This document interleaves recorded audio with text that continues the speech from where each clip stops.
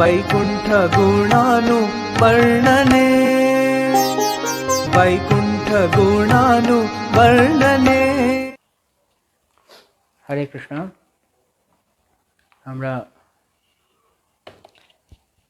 আমরা শ্রী শ্রী রাধা রমন দেব এর কথা আজকে বিশেষ তিথি, যেদিন শ্রী রাধা রমন বৃন্দাবনে যিনি আবির্ভূত হয়েছিলেন, শ্রী গোপাল ভট্ট গোস্বামীর কাছে আজকে তার আবির্ভাব, আজকের তিথিতে তিনি আবির্ভূত হয়েছিলেন। এবং আজকের তিথিতে পরমেশ্বর দাস ঠাকুরের আবির্ভাব তিথি, শ্রীল মাধবেন্দ্র পরিপাদের আবির্ভাব তিথি এবং শ্রী শ্রীনিবাস আচার্যের আবির্ভাব তিথি। অনেক অনেক মহান মহান তিথি আজকের এই দিনে। তো অনেক অনেক মহান ব্যক্তিদের আবির্ভাব আজকের এই শুভ তিথিতে। তো তার মধ্যে আমরা ইতিমধ্যেই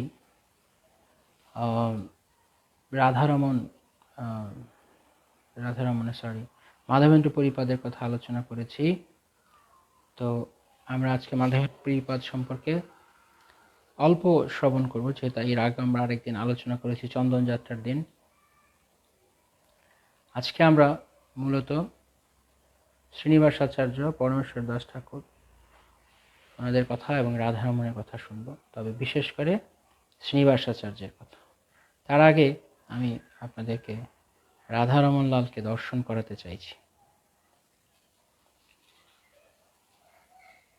আপনারা হয়তো অনেকে রাধারমনকে দর্শন করেছেন, তারপরও আমি আরেকবার আপনাদের সকলের জন্য শ্রী শ্রী রাধারমনকে আপনারা একবার দর্শন করুন। অপ্রাকৃত সুন্দর মদন মোহন রূপ তার রাধারমন লাল। আমি আমার আরেকটি ফোন থেকে, আমাদের ঘরের আরেকটি ফোন থেকে আমি বিগ্রহকে দেখানোর চেষ্টা করছি। যারা যারা বৃন্দাবনে রাধারমন দর্শন করেছেন, তো অপূর্ব ভাগ্য আপনাদের। আর যারা করেননি তাদের জন্য। দেখতে পাচ্ছেন রাধারমন। এই রাধারমনজি তিনি গোপাল ভট্ট গোস্বামীর কাছে আবির্ভূত হয়েছিলেন। দেখুন তার অপূর্ব মোহন রূপ, ত্রিভঙ্গ সুন্দর।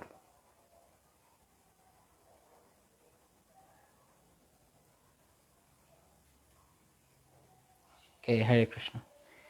আমি চাইলাম আরেকবার আপনারা যেন রাধারমনকে দর্শন করেন, তাই জন্য। তো রাধারমন আবির্ভাবের অনেক চমৎকার কাহিনী রয়েছে। গোপাল ভট্ট গোস্বামী তিনি হচ্ছেন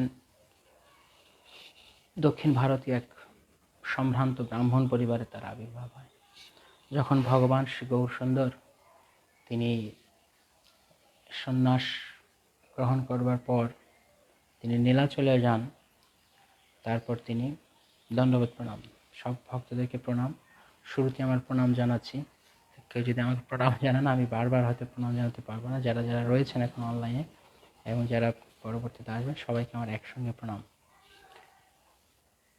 তো রাধারানী নয়, ইনি হচ্ছেন রাধারমন। রাধারানী নেই এখানে পাশে রাধারানী নেই, রাধারমন বলা হয় বিগ্রহকে। তো যখন মহাপ্রভু দক্ষিণ ভারত ভ্রমণ করেন, আজকে আমরা মূলত শ্রীনিবাস আচার্যের কথা শুনব, কিন্তু সংক্ষেপে রাধারমণের কথা শুনি। মহাপ্রভু যখন দক্ষিণ ভারত ভ্রমণ করলেন, তখন তিনি কাবেরীর তীরে শ্রীরঙ্গক্ষেত্রে এলেন। তো শ্রীরঙ্গক্ষেত্রে যারা গিয়েছেন, সেখানে ভগবান শ্রী রঙ্গনাথ দেব রয়েছেন এবং সেই রঙ্গক্ষেত্রে এক অত্যন্ত ভক্তিমান এক ব্রাহ্মণ বাস করতেন। তার নাম ছিল বল্লভ ভট্ট, রামানুজ সম্প্রদায়ের ব্রাহ্মণ। বেঙ্কট ভট্ট। তো সেই বেঙ্কট ভট্ট অত্যন্ত শ্রদ্ধালু, গাঢ় কৃষ্ণ প্রেমিক ছিলেন। তো যখন ভগবান শ্রীমান মহাপ্রভু তিনি রঙ্গনাথকে দর্শন করে অনেক আনন্দে নৃত্য কীর্তন করছেন রঙ্গনাথের সম্মুখে। তার সেই অদ্ভুত প্রেম নৃত্য দর্শন করে সেখানে উপস্থিত সমস্ত হাজার হাজার দর্শনার্থী ভক্তেরা তারা সকলে আশ্চর্য হয়ে দেখছেন যে এই মহাপুরুষ দিব্য পুরুষ উনি কে। তো সেখানে তাদের মধ্যে বেঙ্কট ভট্ট ছিলেন। দেখলেন এই আজান লম্বিত ভুজ, অপূর্ব সুন্দর মনোহর রূপ তার, মণ্ডিত মস্তক, ঊর্ধ্বপুণ্ড তিলক নাসাতে, তার চোখ জোড়া যেন পদ্মফুলের পাপড়ির মতো এবং আকর্ণ বিস্তৃত, এবং এত স্নিগ্ধ তার শরীর, তার শ্রীঅঙ্গ যেন মাখনের চেয়েও কোমল, এবং সেই দিব্য অঙ্গে যেন সমস্ত ভাবসমূহ বিকার প্রাপ্ত হচ্ছে, বিকশিত হচ্ছে। এবং রঙ্গনাথকে দর্শন করে মহাপ্রভুর রোমাঞ্চ হচ্ছে।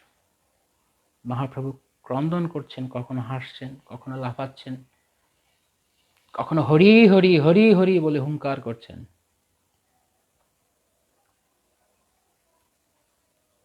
এমন লম্ফ দিচ্ছেন, কয়েক হাত উপরে উঠে যাচ্ছেন, আবার থপাস করে মাটিতে পড়ছেন। এই অদ্ভুত প্রেম দর্শন করে সমস্ত ভক্তেরা তারাও সকলে মহাপ্রভু দর্শন করে কৃষ্ণ প্রেমে তারাও ক্রন্দন করছে। তন্মধ্যে বেঙ্কট ভট্ট নামের এই ব্রাহ্মণ, তিনি বিশেষভাবে পুলকিত হয়েছেন মহাপ্রভুকে দেখে। তো তিনি মহাপ্রভুকে কীর্তন শেষ হওয়ার পরে প্রভুর চরণে পড়ে তিনি প্রভুর এই প্রেম দেখে তিনি মূর্ছা গিয়েছেন। মূর্ছা ভঙ্গ হয়ে যখন উঠেছেন তখন তিনি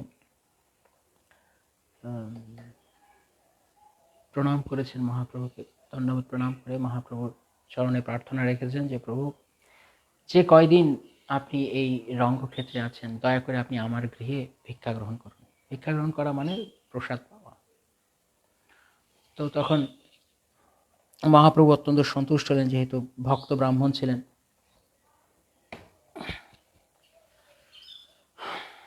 তো মহাপ্রভু সাদরে তার গৃহে বর্ষার 4 মাস তিনি সেখানে থাকলেন। বর্ষাকালে 4 মাস সাধারণত সাধু সন্ন্যাসীরা কোথাও যান না, এক জায়গায় স্থির থাকেন, থেকে সাধন ভজন করেন। তো মহাপ্রভু তাদের গৃহে 4 মাস কাল অবস্থান করলেন। সেই সময় বেঙ্কট ভট্টের যে পুত্র গোপাল ভট্ট, গোপাল শিশুকাল থেকে কৃষ্ণমতি, অন্য কোনো কিছুতে রুচি নেই তার। প্রতিদিন মহাপ্রভুর কাছে আসে আর মহাপ্রভুকে ছোট তো যতটুকু পারে সেবা করে যায় মহাপ্রভুর। তো মহাপ্রভু গোপালের এই ভক্তি দেখে তখন মহাপ্রভু যখন সন্ন্যাসী, তো ধরে নেওয়া যেতে পারে মহাপ্রভু বয়স তখন প্রায় 25, আর তখন ওনার বয়স হয়তো 5-6 বছরের বালক হবে। তখন মহাপ্রভু এই গোপালকে 4 মাস অবস্থান করার সময়ে অনেক সেবা গ্রহণ করেছেন এবং গোপাল অনেক ভক্তি ভরে সেবা করেছে মহাপ্রভু। তো যখন তিনি চলে যান 4 মাস পর গৃহ থেকে, বেঙ্কট ভট্টের গৃহ থেকে আবার যাত্রা করেন, তখন তিনি গোপাল খুব কান্না করতে শুরু করেন, আমি প্রভু, আমি তোমার সঙ্গে যাব, আমাকে দয়া করে নিয়ে চলো। কিন্তু মহাপ্রভু তখন বলে, না, তুমি থাকো, তুমি গৃহে থাকো, বাবা মার সেবা করো। যখন বাবা মা বৃদ্ধ হবে তুমি সংসারী হবে না, বিবাহ করবে না, গৃহস্থ আশ্রমে প্রবেশ করবে না, যখন বাবা মা দেহত্যাগ করবে তখন তুমি বৃন্দাবন ধামে চলে আসবে, সেখানে তুমি ভজন করবে, নির্দেশ। তো তখন মহাপ্রভুর যখন চলে গেলেন তখন পেছন দিয়ে গোপাল, তার বাবা বেঙ্কট ভট্ট, সমস্ত ভক্তগণ, বিশেষ করে গোপাল, তিনি ভূমিতে পড়ে গড়াগড়ি দিয়ে তিনি ক্রন্দন করছেন মহাপ্রভুর জন্য যে প্রভু কেন আমায় ছেড়ে চলে গেলেন, প্রভু কবে আর তোমার দর্শন পাবো, তুমি আমাকে আদেশ দিয়ে গেলে, আমি আমি মানে আমি কতটা অধম যে আমি তোমার সঙ্গে যেতে পারলাম না, আমার যোগ্যতা নেই। তো বিলাপ করছেন, মহাপ্রভু চলে গেলেন। তো যাই হোক, কালক্রমে যখন তার পিতামাতার বিয়োগ হলো, তখন পিতামাতার তিনি সেবা করলেন, এবং যখন পিতামাতার বিয়োগ হলো তখন তিনি বৃন্দাবনে চলে গেলেন। এবং সেখানে তিনি তখন বৃন্দাবনে রূপ এবং সনাতন গোস্বামী, রঘুনাথ দাস গোস্বামী, তারা ইতিমধ্যে সেখানে ভজন করতে শুরু করেছেন মহাপ্রভুর নির্দেশে। তো তো তিনি কি রূপ সনাতন গোস্বামীর সঙ্গে মিলিত হলেন এবং রূপ এবং সনাতন তাকে অত্যন্ত স্নেহ ভরে আলিঙ্গন করলেন, কারণ তারা জানতেন যে মহাপ্রভুর অত্যন্ত প্রিয় ভক্ত। তো মহাপ্রভুর নির্দেশ ছিল আষাঢ় বৃন্দাবনে, তাই ও এসছে। তারা অত্যন্ত প্রাণ সম করে তাকে নিজের কাছে রাখলেন। আর ব্যক্তি মারফত নীলাচলে খবর পাঠালেন যে প্রভু, তোমার প্রিয় ভক্ত গোপাল বৃন্দাবনে চলে এসছে। তো তখন মহাপ্রভু সেই সংবাদ শুনে তার কৌপিণ্ডর এবং বহির্বাস উপহার দিলেন প্রসাদ রূপে। তো সেই প্রসাদ এবং কৌপিণ্ডর যখন গোপাল ভট্টের কাছে এলো, সেই প্রসাদ কৌপিণ্ডর পেয়ে তিনি কি না আনন্দিত হলেন, পরম আনন্দিত হলেন যে প্রভুর প্রসাদ, প্রভু পাঠিয়েছে আমার। তো তখন তিনি সেটিকে প্রভুর আশীর্বাদ বলে জেনে নিজের কাছে রাখলেন এবং সবসময় প্রসাদ বলে, তদীয় বলে শাস্ত্রে, ভগবানের এবং গুরুদেবের ব্যবহৃত জিনিস যদি কেউ, সেগুলো তাদের মতোই পূজ্য, তাই তাদেরকে তিনি পুজো করতেন প্রতিদিন। তো তিনি স্বপ্নে দর্শন পেলেন, মহাপ্রভু তাকে দর্শন দিয়ে বললেন যে তুমি নেপাল যাও, মিথিলানগর যাও। তো সেখানে যখন তিনি গিয়েছেন তখন সেখান থেকে তিনি সেখানে যাত্রা করার জন্য বলেছে, পার্মানেন্ট থাকার জন্য নয়। তো তিনি যখন সেখানে গণ্ডকী নদীতে স্নান করলেন, তখন তার যেই কমণ্ডলু ছিল, সেই কমণ্ডলুতে কতগুলো শালগ্রাম শিলা বারবার ভরে যাচ্ছে, উঠে যাচ্ছে। তো তিনি সেগুলো ঢেলে আবার জল আবার নিয়ে আসেন, আবার শালগ্রাম, এভাবে করে 3 বার শালগ্রাম উঠে যাচ্ছে। তখন তিনি বুঝলেন হয়তো ভগবানের ইঙ্গিত, তিনি চান আমার সঙ্গে যেতে। তখন 12খানা শালগ্রাম শিলা তিনি নিয়ে এলেন তার সঙ্গে। সেই শালগ্রামের তিনি ব্রজধামে তিনি আরাধনা করতেন, পূজা করতেন। তো একবার এক শেঠ, খুব ধনী লোক, সে বৃন্দাবনে এসছে এবং সমস্ত ব্রজের যত সাধু বাবারা ছিল তাদের সকলকে তিনি ভগবানের সেবা পূজার জন্য উপঢৌকন, পূজার উপকরণ, ঠাকুরের কাপড়, বস্ত্র ইত্যাদি, অলঙ্কার আদি অনেক কিছু দিয়ে গেছেন। তখন এভাবে গোপাল ভট্ট গোস্বামীর কাছে এসছে। সবাই বলেছে ওখানে গোপাল ভট্ট থাকে তার কাছে। গোপাল ভট্ট গোস্বামী তিনি বলছেন যে আমাকে যে দেবেন, আমি কিভাবে ঠাকুরকে পড়াবো, আমার তো বিগ্রহ নেই, আপনি অন্য কাউকে দিন, আমার লাগবে না। বলছে না না না, আমি সবাইকে দিচ্ছি, আপনিও দয়া করে গ্রহণ করুন। অনেক পীড়াপিড়ির পর উনি গ্রহণ করলেন ঠাকুরের বস্ত্র এবং অলঙ্কার আদি। তো নৃসিংহ চতুর্দশীর দিন, গতকালকে নৃসিংহ চতুর্দশী ছিল না, নৃসিংহ চতুর্দশীর তিথিতে উনি ভগবানের কাছে উনি প্রার্থনা করছেন যে ভগবান, তুমি চাইলে কি না পারো, তুমি স্তম্ভ ভেদ করে বেরিয়ে এসছো, তো তুমি যদি চাও তুমি তো রূপও গ্রহণ করতে পারো। যদিও আমার কাছে শিলা রয়েছে, কিন্তু দেখো কত বস্ত্র অলঙ্কার দিয়ে গেছে, সেগুলো আমি তোমাকে পড়াতে পারছি না, কেননা তুমি শিলারূপে। তো শিলাকে আমি কীভাবে পড়াবো বস্ত্র অলঙ্কার? আমার যদি তোমার কোনো মূর্তি থাকতো, তোমার কোনো বিগ্রহ থাকতো। এ কথা ভেবে আক্ষেপ করে উনি রাতে শুয়ে পড়েছেন। পরদিন প্রাতে উঠে গঙ্গায় স্নান করতে গেছেন, যমুনা থেকে স্নান করে যখন তিনি ফিরেছেন, এসে উনি যেখানে ওনার শালগ্রামগুলিকে বিশ্রামে রাখতেন সেই কাপড় তুলে দেখছেন যে সেখানে 12খানা শালগ্রাম নেই, সেখানে 11খানা শালগ্রাম আছে। আর একটা শালগ্রাম এক অপূর্ব দিব্য মদনমোহন, কোটি কন্দর্প, কোটি কামদেবকে মোহিত করে এরকম এক রূপ ধারণ করেছে। তো সেই অপূর্ব বিগ্রহ দেখে তখন গোপাল ভট্ট তিনি এত আনন্দিত হলেন যে আমি শুধু জাস্ট কালকে কল্পনা করলাম, ভাবলাম, আর প্রভু তুমি আমাকে দর্শন দান করলে। আমি আরেকবার আপনাদের সেই রূপটি, সেই বিগ্রহটি দর্শন করাচ্ছি। যারা যারা পরে এসছেন অনলাইনে, এই সেই মদনমোহন, এই সেই রাধারমণ বিগ্রহ, দর্শন করে নিন আরেকবার। এই রাধারমণ বিগ্রহ গোপাল ভট্ট গোস্বামীর সেই শিলা থেকে তিনি আবির্ভূত হয়েছিলেন, সেই রাধারমণ।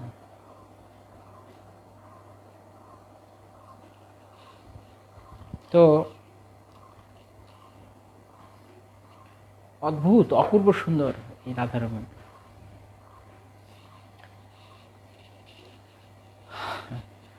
বৃন্দাবনে এই একমাত্র বিগ্রহ যাকে বলা হয় সাধারণত, যার নয়ন, বক্ষ এবং চরণ কমল সব কিছু একদম এক্স্যাক্টলি কৃষ্ণের, ভগবান শ্রীকৃষ্ণ যখন এই জগতে লীলাবিলাস করতেন তাদের মতন। আর 3 বিগ্রহ রয়েছে, গোবিন্দ, মদনমোহন, গোপীনাথ, তাদের এক একটা অঙ্গ কৃষ্ণের এক্স্যাক্টলি। আর এই রাধারমণের 3টি অঙ্গই একই রকম ভগবানের মতো, মানে অবিকল ভগবান যখন জগতে আবির্ভূত ছিলেন তখন। অপূর্ব সেই বিগ্রহ। তো সেখান থেকে রাধারমণ দেব তিনি প্রকটিত হলেন আজকের এই তিথিতে, বৈশাখ মাসের এই শুক্লা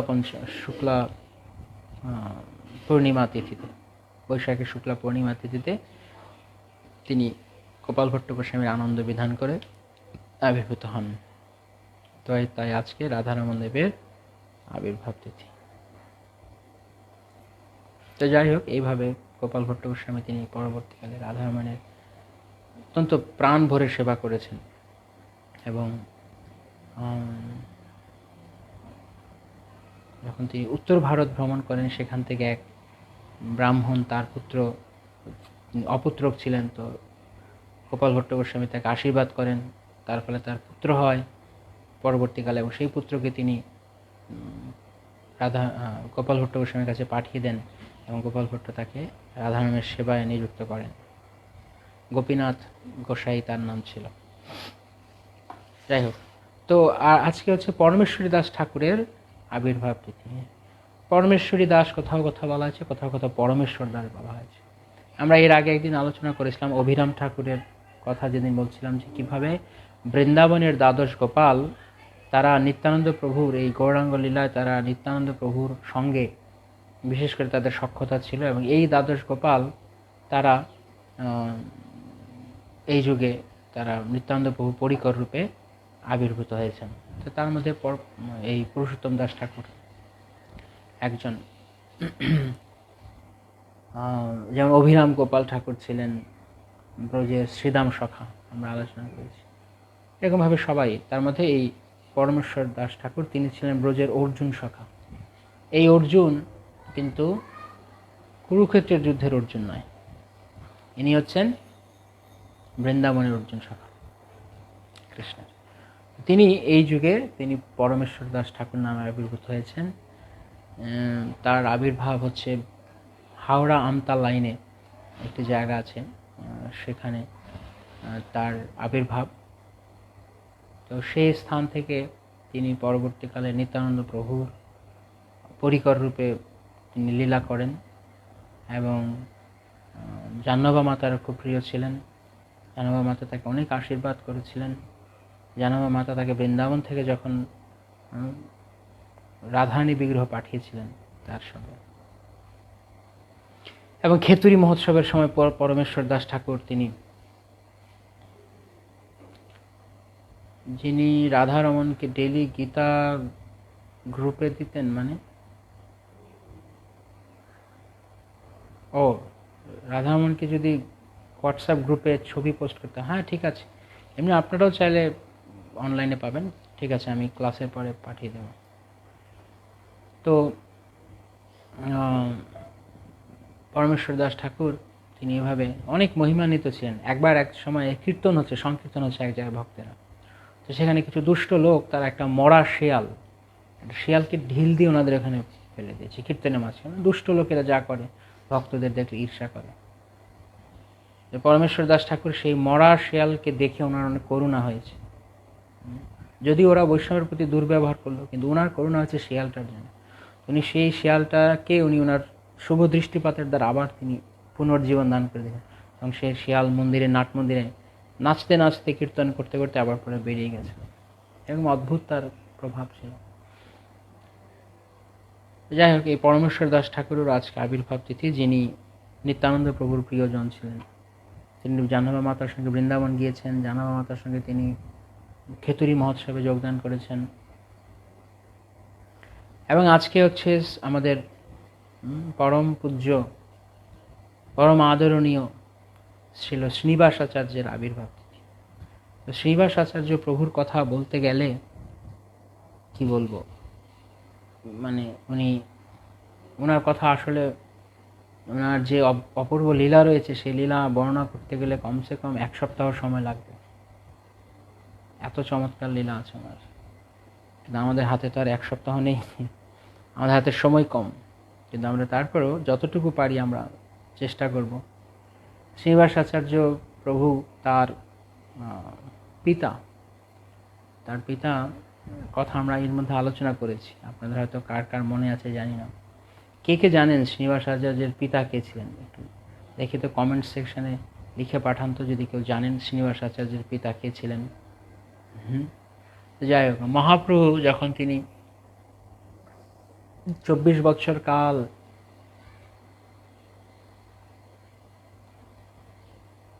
গৃহস্থ লীলা করার পর তিনি সন্ন্যাস গ্রহণ করতে কণ্টকনগরে গেলেন। তো সেখানে ভারতী গোসাই, কেশব ভারতীর কাছ থেকে উনি সন্ন্যাস গ্রহণ করবেন। সেই দিন সে অদ্ভুত পরিবেশ হয়েছিল সেখানে সন্ন্যাসের, এর আগে আমরা আলোচনা করেছি। সেখানে এক বিপ্র এসে উপস্থিত হয়েছে, তার নাম গঙ্গাধর বিপ্র। সবার লোকমুখে শুনে সেখানে এসছে, এসে দেখছে যে মহাপ্রভু সন্ন্যাস গ্রহণ করছে। নিমাই, আমাদের নদিয়ার নিমাই আমাদের ছেড়ে চলে যাবে, এই কথা শোনার সঙ্গে সঙ্গে তার মাথায় বজ্রাঘাতের মতো হয়েছে। তিনি ছুটে চলে গেছেন সেখানে দেখতে। তো যখন তিনি সেখানে এসেছেন, এসে দেখছেন যে কেশব ভারতীর লক্ষ লক্ষ লোক সেখানে জমে গেছে, এবং ভারতী গোসাই তিনি মহাপ্রভুকে মন্ত্রদান করতে যাবেন, তার পূর্বে মহাপ্রভুর কেশ মুন্ডন করা হচ্ছে। মধু নাপিত মহাপ্রভুর কেশ মুন্ডন করলেন। মহাপ্রভু এত অপূর্ব চাচর চিকুর কেশ ছিল, সেই মস্তক মুন্ডন করে ফেলবে, এই দৃশ্য দেখতেন পেলেন না। তার হৃদয়ে বড় আঘাত হলো যখন নাপিত তার কেশ মুন্ডন করে দিল মহাপ্রভুর, মধু নাপিত। তখন চারদিকে হাহাকার পড়ে গেল, সবাই ক্রন্দন করতে লাগছে মহাপ্রভুর জন্য, যে প্রভু আমাদের ছেড়ে চলে যাবেন। গঙ্গাধর চৈতন্য দাস, চৈতন্য দাস, তার আগের নাম গঙ্গাধর।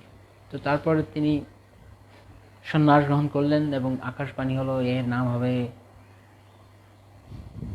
শ্রীকৃষ্ণ চৈতন্য। কেননা ইনি সারা জগৎকে কৃষ্ণ চেতনা দান করবেন, তাই তার নাম শ্রীকৃষ্ণ চৈতন্য। শ্রীকৃষ্ণ চৈতন্য মহাপ্রভু কি জয়। তো সমস্ত ভক্তেরা চারদিকে, আকাশ থেকে দেবদেবীগণ তারা পুষ্প বর্ষণ করছেন, দিকপালগণ ধ্বনি করছেন শ্রীকৃষ্ণ চৈতন্য মহাপ্রভু কি জয়। সমস্ত গৌর পার্শ্ব যারা যারা মহাপ্রভুর সঙ্গে তখন ছিলেন, চন্দ্রশেখর, মুরারি, নিত্যানন্দ, তারা এই দৃশ্য সহ্য না করতে পেরে যে মহাপ্রভু সন্ন্যাস নিলেন, তারা ভূমিতে পড়ে গড়াগড়ি করছে, কেউ বা মূর্ছিত হয়ে যাচ্ছে, কেউ বুক চাপড়ে কান্না করছেন। তখন এই যে ব্যক্তি গঙ্গাধর বিপ্র, উনি এসছেন, উনি মহাপ্রভুর এই দৃশ্য দেখে উনি নিজেকে ধরে রাখতে পারছেন না, উনি অঝরে কান্না করছেন। আর যে নাম তার কর্ণযুগলে প্রবেশ করেছে, শ্রীকৃষ্ণ চৈতন্য, সবসময় শুধু তিনি বলছেন শ্রী চৈতন্য, শ্রীকৃষ্ণ চৈতন্য, শ্রীকৃষ্ণ চৈতন্য, শ্রীকৃষ্ণ বলতে বলতে বাড়ি ফিরছে, আর লোকেরা বলছে আরে পাগল হয়ে গেল, রে পাগল হয়ে গেল। যে যা জিজ্ঞেস করছে শুধু কথায় কথা বলছে কৃষ্ণ চৈতন্য, কৃষ্ণ চৈতন্য। এইভাবে লোকেরা বলছে কি হলো, একমাত্র চৈতন্যই বুঝিয়ে কে ঠিক করতে পারবে। লোকেরা তখন নাম দিল চৈতন্য দাস। এই চৈতন্য দাস তিনি পরবর্তীকালে তার পত্নী লক্ষ্মীপ্রিয়াকে সঙ্গে নিয়ে তিনি নীলাচলে গিয়েছিলেন। নীলাচলে মহাপ্রভু তাকে অত্যন্ত যত্ন করেছেন। গোবিন্দ তার মহাপ্রভু সেবক, তাকে বললেন তুমি ওদেরকে খুব যত্ন করে থাকার বাসস্থান করে দাও, যে কতদিন ইচ্ছা করে ওরা এখানে থাকুক। তারা এখানে যখন থাকলেন তখন প্রতিদিন জগন্নাথ দর্শন করতেন। একদিন মহাপ্রভু গোবিন্দকে ডাক দিয়ে বললেন, গোবিন্দ দেখো, এই যে গঙ্গাধর মানে চৈতন্য দাস এসছে স্ত্রীকে নিয়ে, লক্ষ্মীপ্রিয়াকে নিয়ে, এরা বিশেষ উদ্দেশ্য নিয়ে এসছে পুরীতে। ওদের উদ্দেশ্য হচ্ছে ওরা একটি সন্তান চায়।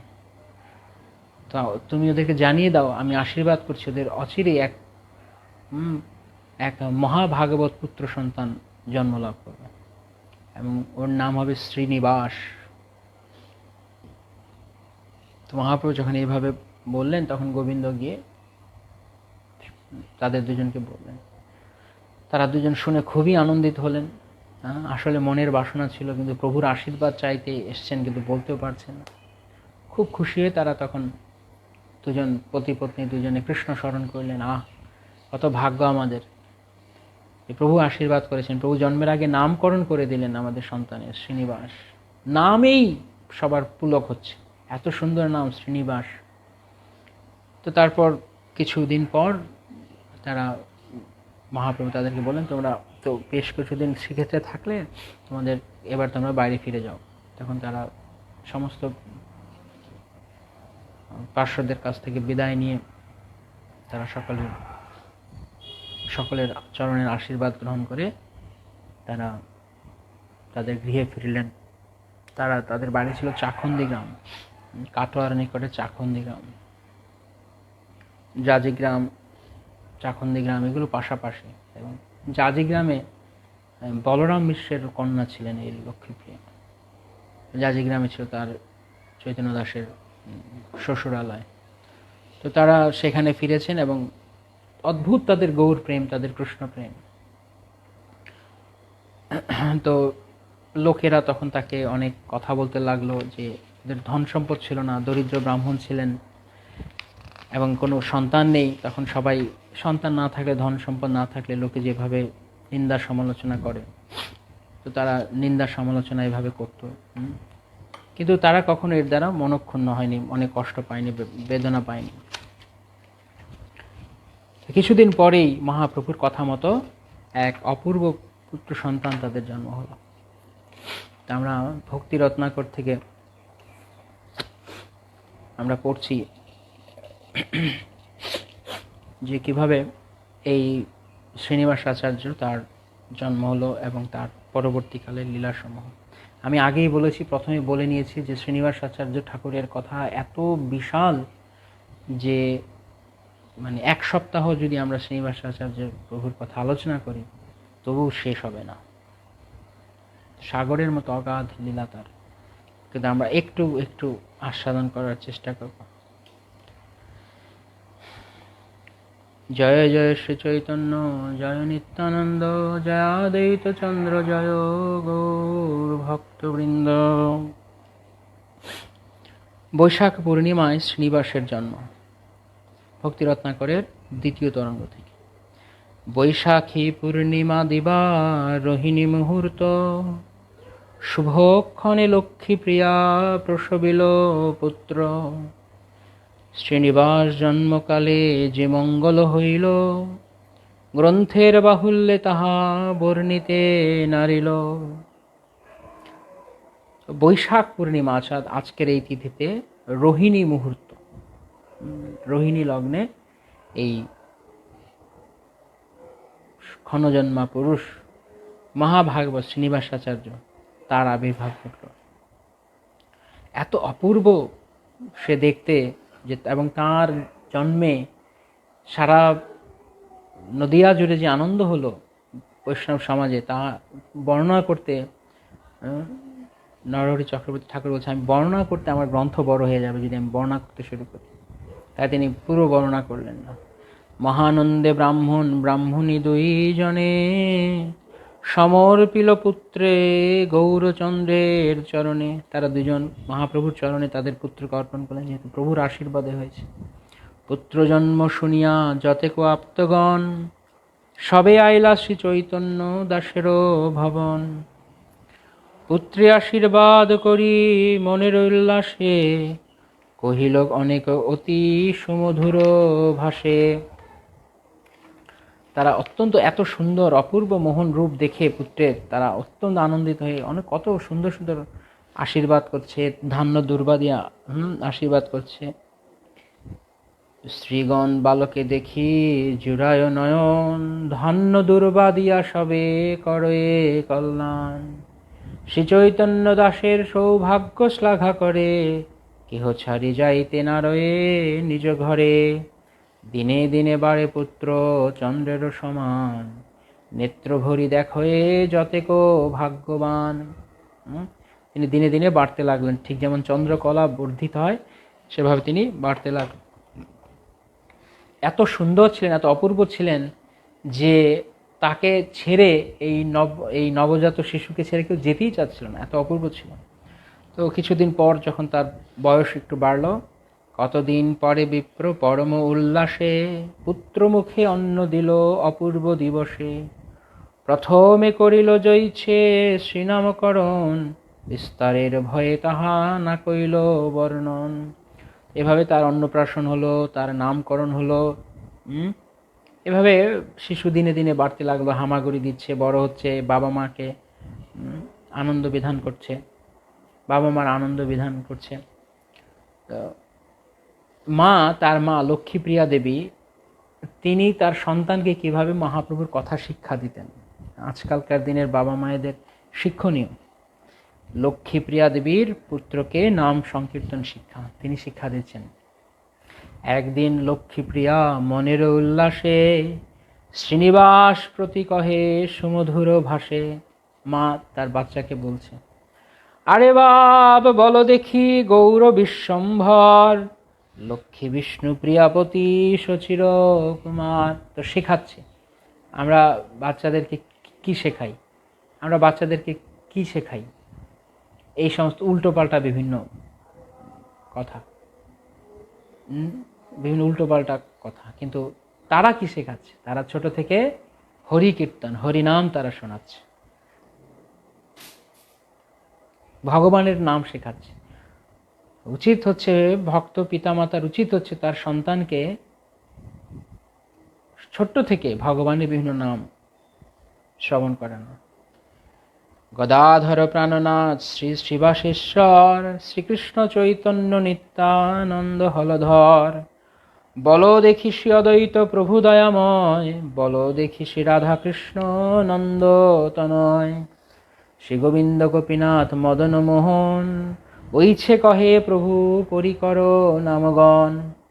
এইভাবে তার মা তাকে ভগবানের বিভিন্ন নাম শোনাচ্ছে, আর সেই কথা শুনে সেই নাম শ্রবণ করে শ্রীনিবাসের মহানন্দ হচ্ছে। শুনি শ্রীনিবাস অতি উল্লাসয় অন্তরে, কিছু উচ্চারয়ে কিছু উচ্চারিতে নারে, শুনি সে অমৃত বাক্য জোড়ায় শ্রবণ, পরম আনন্দে করে পুত্রেরও পালন। ছোট বাচ্চা তো সব নাম উচ্চারণ করতে পারছে না, আধো আধো তার মুখের বলি, কিছু নাম বলছে আর কিছু নাম বলতে পারছে না। সেই কথা, সেই শুনে তাদের খুবই আনন্দ হচ্ছে।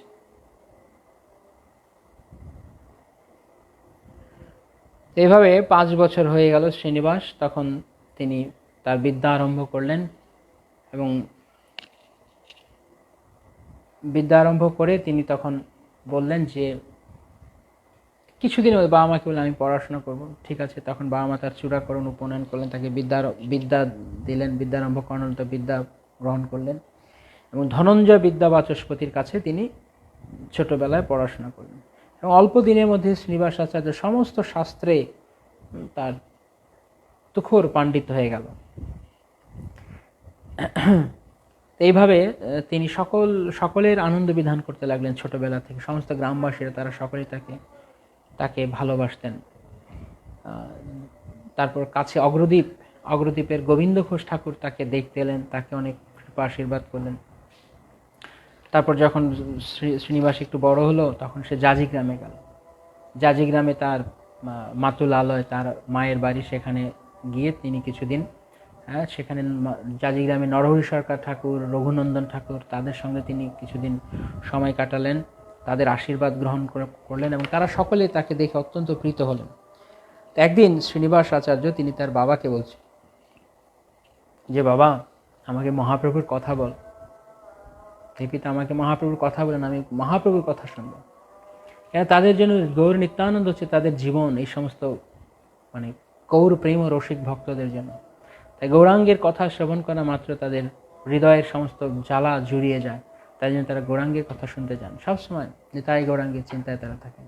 নিতাই গৌরাঙ্গ, নিতাই গৌরাঙ্গ, নিতাই গৌরাঙ্গ জয়, নিতাই গৌরাঙ্গ, নিতাই গৌরাঙ্গ জয়, নিতাই গৌরাঙ্গ, নিতাই গৌরাঙ্গ জয়, নিতাই গৌরাঙ্গ, নিতাই গৌরাঙ্গ জয়, নিতাই গৌরাঙ্গ, নিতাই গৌরাঙ্গ জয়, নিতাই গৌরাঙ্গ, নিতাই নিতাই নিতাই নিতাই নিতাই গৌরাঙ্গ, নিতাই নিতাই নিতাই নিতাই নিতাই গৌরাঙ্গ। জয় সচিনন্দন গৌর হরি, জয় সচিনন্দন গৌর হরি, গৌরা গৌরা গৌর হরি, মায়াপুর চন্দ্র জয় গৌর হরি, নিতাই গৌরাঙ্গ জয় গৌর হরি, গৌরা গৌরা গৌর হরি, তাই গৌরাঙ্গ গৌর হরি, নিতাই গৌরাঙ্গ জয় গৌর হরি। এবার সবসময় তারা নিত্যানন্দ প্রভু এবং গৌরাঙ্গ এদের দুজনের মহিমা কীর্তনে তারা সর্বদা যুক্ত থাকেন। তো তার মাকে জিজ্ঞেস করছেন, তার বাবাকে জিজ্ঞেস করেন, বাবা আমাকে মহাপ্রভুর কথা বলেন। একদিন গৌরাঙ্গের সুচারু চরিত, জিজ্ঞাসে পিতার স্থানে হইয়া উল্লসিত, বিপ্র কহে ব্রহ্মাদি না পায়ন্ত যার, তার লীলা কহিব মুই জীব ছাড়। আরে ব্রহ্মা শিব যার লীলা বর্ণনা করতে পারে না, আমি তার কথা কি বলবো। তো যাই হোক, তিনি তার মতো করে বলছেন, শুনো শুনো শ্রীনিবাস কহিয়ে তোমায়, বৃন্দাবন চন্দ্র কৃষ্ণ বিশ্বম্ভর রায়, নবদ্বীপে বাল্যাবেশে বিহরে যখন, সে সময় আমরা করিয়ে অধ্যয়ন। তখন শ্রীনিবাস আচার্যের কাছে তার পিতা বলছে, শ্রীনিবাস যখন মহাপ্রভু লীলা করছে নবদ্বীপে, তখন আমরা স্কুলে পড়ি, আমরা তখন অধ্যয়ন করি, আর তখন আমরা এই যে ভক্তি মর্ম, ভক্তি পথের মর্ম আমরা বুঝি না। এই সমস্ত তার্কিক লোকজন চারপাশে, তখন তাদের পাল্লায় পড়ে আমরা অত নবদ্বীপে যাই না, মহাপ্রভুর কাছে আমরা তখন যাইনি, তখন বুঝিনি, দুর্ভাগ্য ছিল। পরবর্তীতে বুঝতে পারলাম যে মহাপ্রভু তিনি কিভাবে গয়া থেকে ফিরলেন, তার ভাব উদয় হলো, তারপর না তার কথা আমরা শুনলাম, জানলাম। তখন এইভাবে করে করে তিনি এক এক করে মহাপ্রভু বিভিন্ন লীলা বর্ণনা করলেন তার পুত্রের কাছে, যে মহাপ্রভু কিভাবে কেশব কাশ্মীরিকে বিজয় করলেন, দিগ্বিজয় কেশব কাশ্মীরিকে। তারপর মহাপ্রভু গয়া গেলেন, গয়া থেকে ফিরে এলেন, সেখান থেকে এসে তিনি তার সংকীর্তন লীলা শুরু করলেন, জগাই মাধায় উদ্ধার করলেন, চাঁদ কাজীকে উদ্ধার করলেন। এই সমস্ত কথা তার পিতা তাকে এক এক করে বর্ণনা করলেন। তো যখন আমার যখন মনে হলো যে আমি মহাপ্রভুর দর্শন করব, আমি মহাপ্রভুর কৃপা লাভ করব, তখন পরিকল্পনা করলাম, মনে মনে পরিকল্পনা করলাম যে যাই, নবদ্বীপে যাই। তো তারপর শুনলাম যে আমাদের পাশেই কাটোয়াতে সেখানে কেশব ভারতী এসছেন, এক মহান ভগবত ভক্ত। ভাবলাম তাকে দর্শন করতে যাই, তারপর না হয় সেখান থেকে নদিয়া যাব, নদিয়া না মায়াপুরে যাব, নদিয়া পুরো অঞ্চলটাই নদিয়া, তো মায়াপুরে যাব, সেখানে তার দর্শন পাব। মনে কইন যাজিগ্রাম হইতে আসিয়া, দেখি বসি গৌরচন্দ্রে নবদ্বীপে গিয়া, শীঘ্র যাজিগ্রাম গিয়া কার্য সমাধিনু, কণ্টক নগরে অতি উল্লাসে আইনু।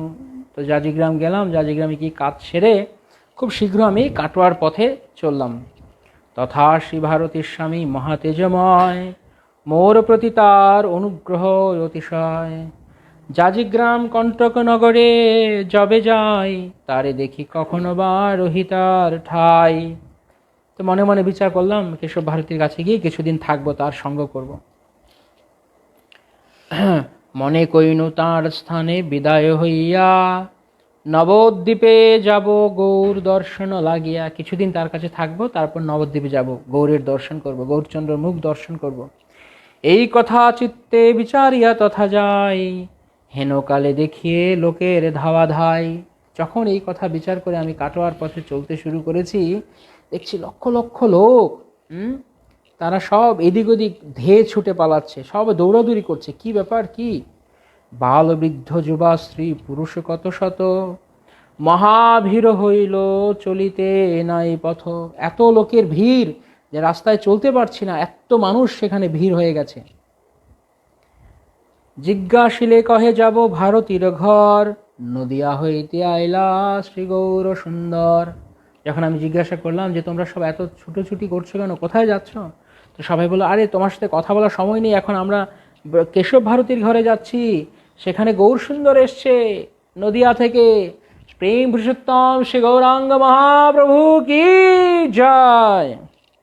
তো গৌরাঙ্গ সুন্দরের যখন আবির্ভাব হয়েছে, কাটোয়াতে এই কথা শুনেছে, তখন শুনিতে বাক্য যেন হাতে চাঁদ পাইনু, কেশব ভারতী স্বামীর স্থানে গেল। এই কথা শুনে পুত্র শ্রীনিবাসকে পিতা বর্ণনা করছে।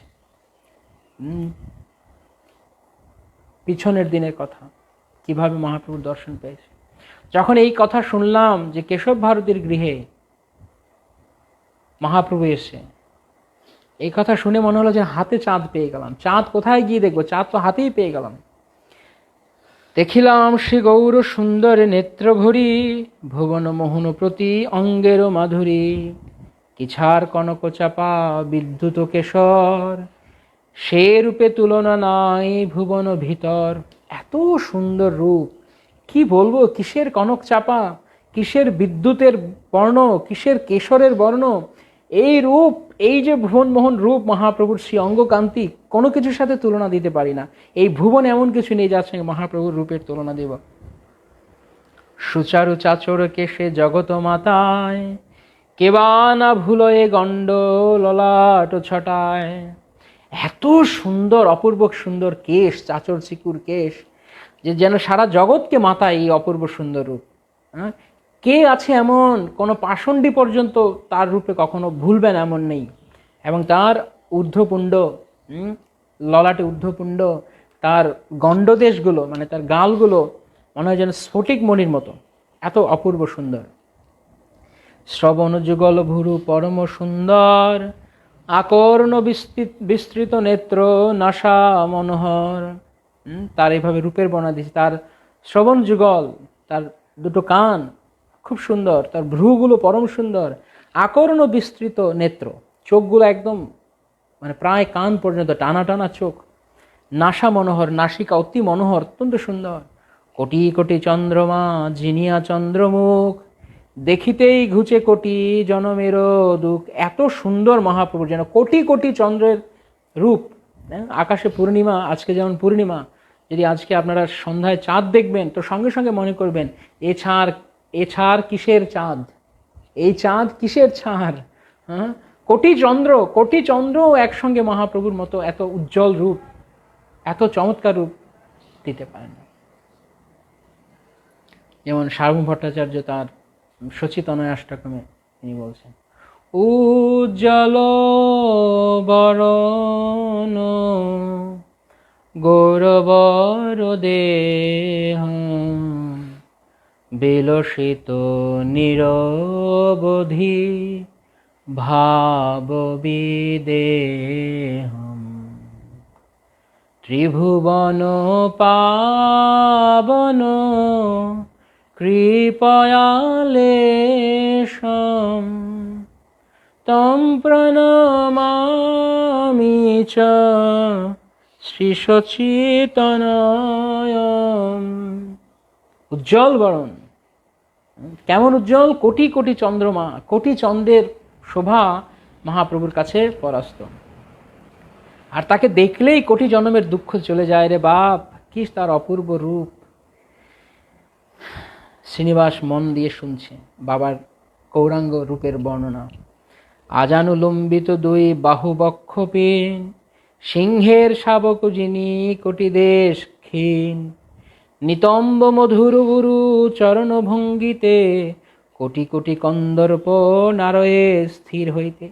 এত মানে আজানু লম্বিত, হাঁটু পর্যন্ত, জানু পর্যন্ত লম্বিত তার দুই বাহু, তার অত্যন্ত উন্নত বক্ষ এবং কটিদেশ অত্যন্ত ক্ষীণ, যেমন সিংহ শাবক, সিংহের বাচ্চাদের কোমর থাকে অত্যন্ত ক্ষীণ, সিংহ শাবকের মতো কটিদেশ অত্যন্ত ক্ষীণ, নিতম্ব মধুর, এবং তার তার পশ্চাৎ দেশ তার কোমর থেকে নিচ পর্যন্ত অত্যন্ত মধুর, উরু চরণ ভঙ্গিতে, এবং তার উরুর সৌন্দর্য, তার চরণের সৌন্দর্য এত অপূর্ব যে কোটি কোটি কন্দর্প মহাপ্রভুর সেই রূপ দেখে স্থির থাকতে পারবে না। কামদেব মহাপ্রভুকে দেখে মোহিত হয়ে যাবে, মহাপ্রভু এত সুন্দর, এত সুন্দর। রাঙা পদতল দেখি মনে বিচারিল, কত শত অরুণ শরণ বুঝি লইল। তার যে চরণ কমল এত এত রাঙা, এত লাল, এত রক্তিম বর্ণ তার চরণগুলো, যেমন হচ্ছে কোটি কোটি ভোরের সূর্য, দুপুরের মধ্য গগনের সূর্য নয়, ভোরবেলা যে সূর্য ওঠে একদম ভোরে, প্রথম যখন সূর্য উদিত হয় লাল থাকে, সেই লাল সূর্যকে বলা হয় অরুণ। সেই মনে হচ্ছে যেন কোটি কোটি অরুণ, শত শত অরুণ যেন তার চরণে আশ্রয় নিয়েছে। তার চরণগুলো এত লাল, তার চরণের তলগুলো এত লাল। আরে বাপু শ্রীনিবাস কি বলিব তোরে, ডুবিনু সে গৌরারূপ অমিয়া পাথারে। তথা কেহ কারু প্রতি যত্নে জিজ্ঞাসয়, এথা কেনে হইল গৌরচন্দ্রের বিজয়।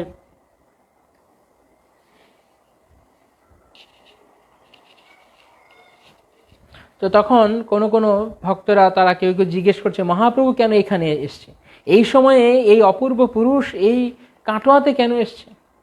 কারো কারো প্রতি জিজ্ঞেস করলাম, আমিও জিজ্ঞেস করলাম। তিহ কহেন করিবেন সন্ন্যাস গ্রহণ, ভুবন মোহনকে সবে অদর্শন। তখন লোকেরা বলছে আরে এ সন্ন্যাস গ্রহণ করবে, হ্যাঁ, নিমাই আজ থেকে আর আমাদের নদিয়ায় থাকবে না, নদিয়া ছেড়ে চলে যাবে। শুধু সেটি তো ভাবছি তাকে দেখতে পাবো না, যদিও বা তাকে কখনো দেখতে পাই, এই যে অপূর্ব সুন্দর কেশ, স্কন্ধ পর্যন্ত দোলায়িত যে অপূর্ব কেশ, যাতে ব্রহ্মা শিব পর্যন্ত ধৈর্য ধরতে পারে না, তার এই রূপ দেখে অপূর্ব সুন্দর কেশ আমরা কি আর কোনোদিন দেখতে পাবো না। এ বাক্য শুনিতে মোর উড়িল পরাণ, হেন কালে নাপিত দেখিল বিদ্যমান।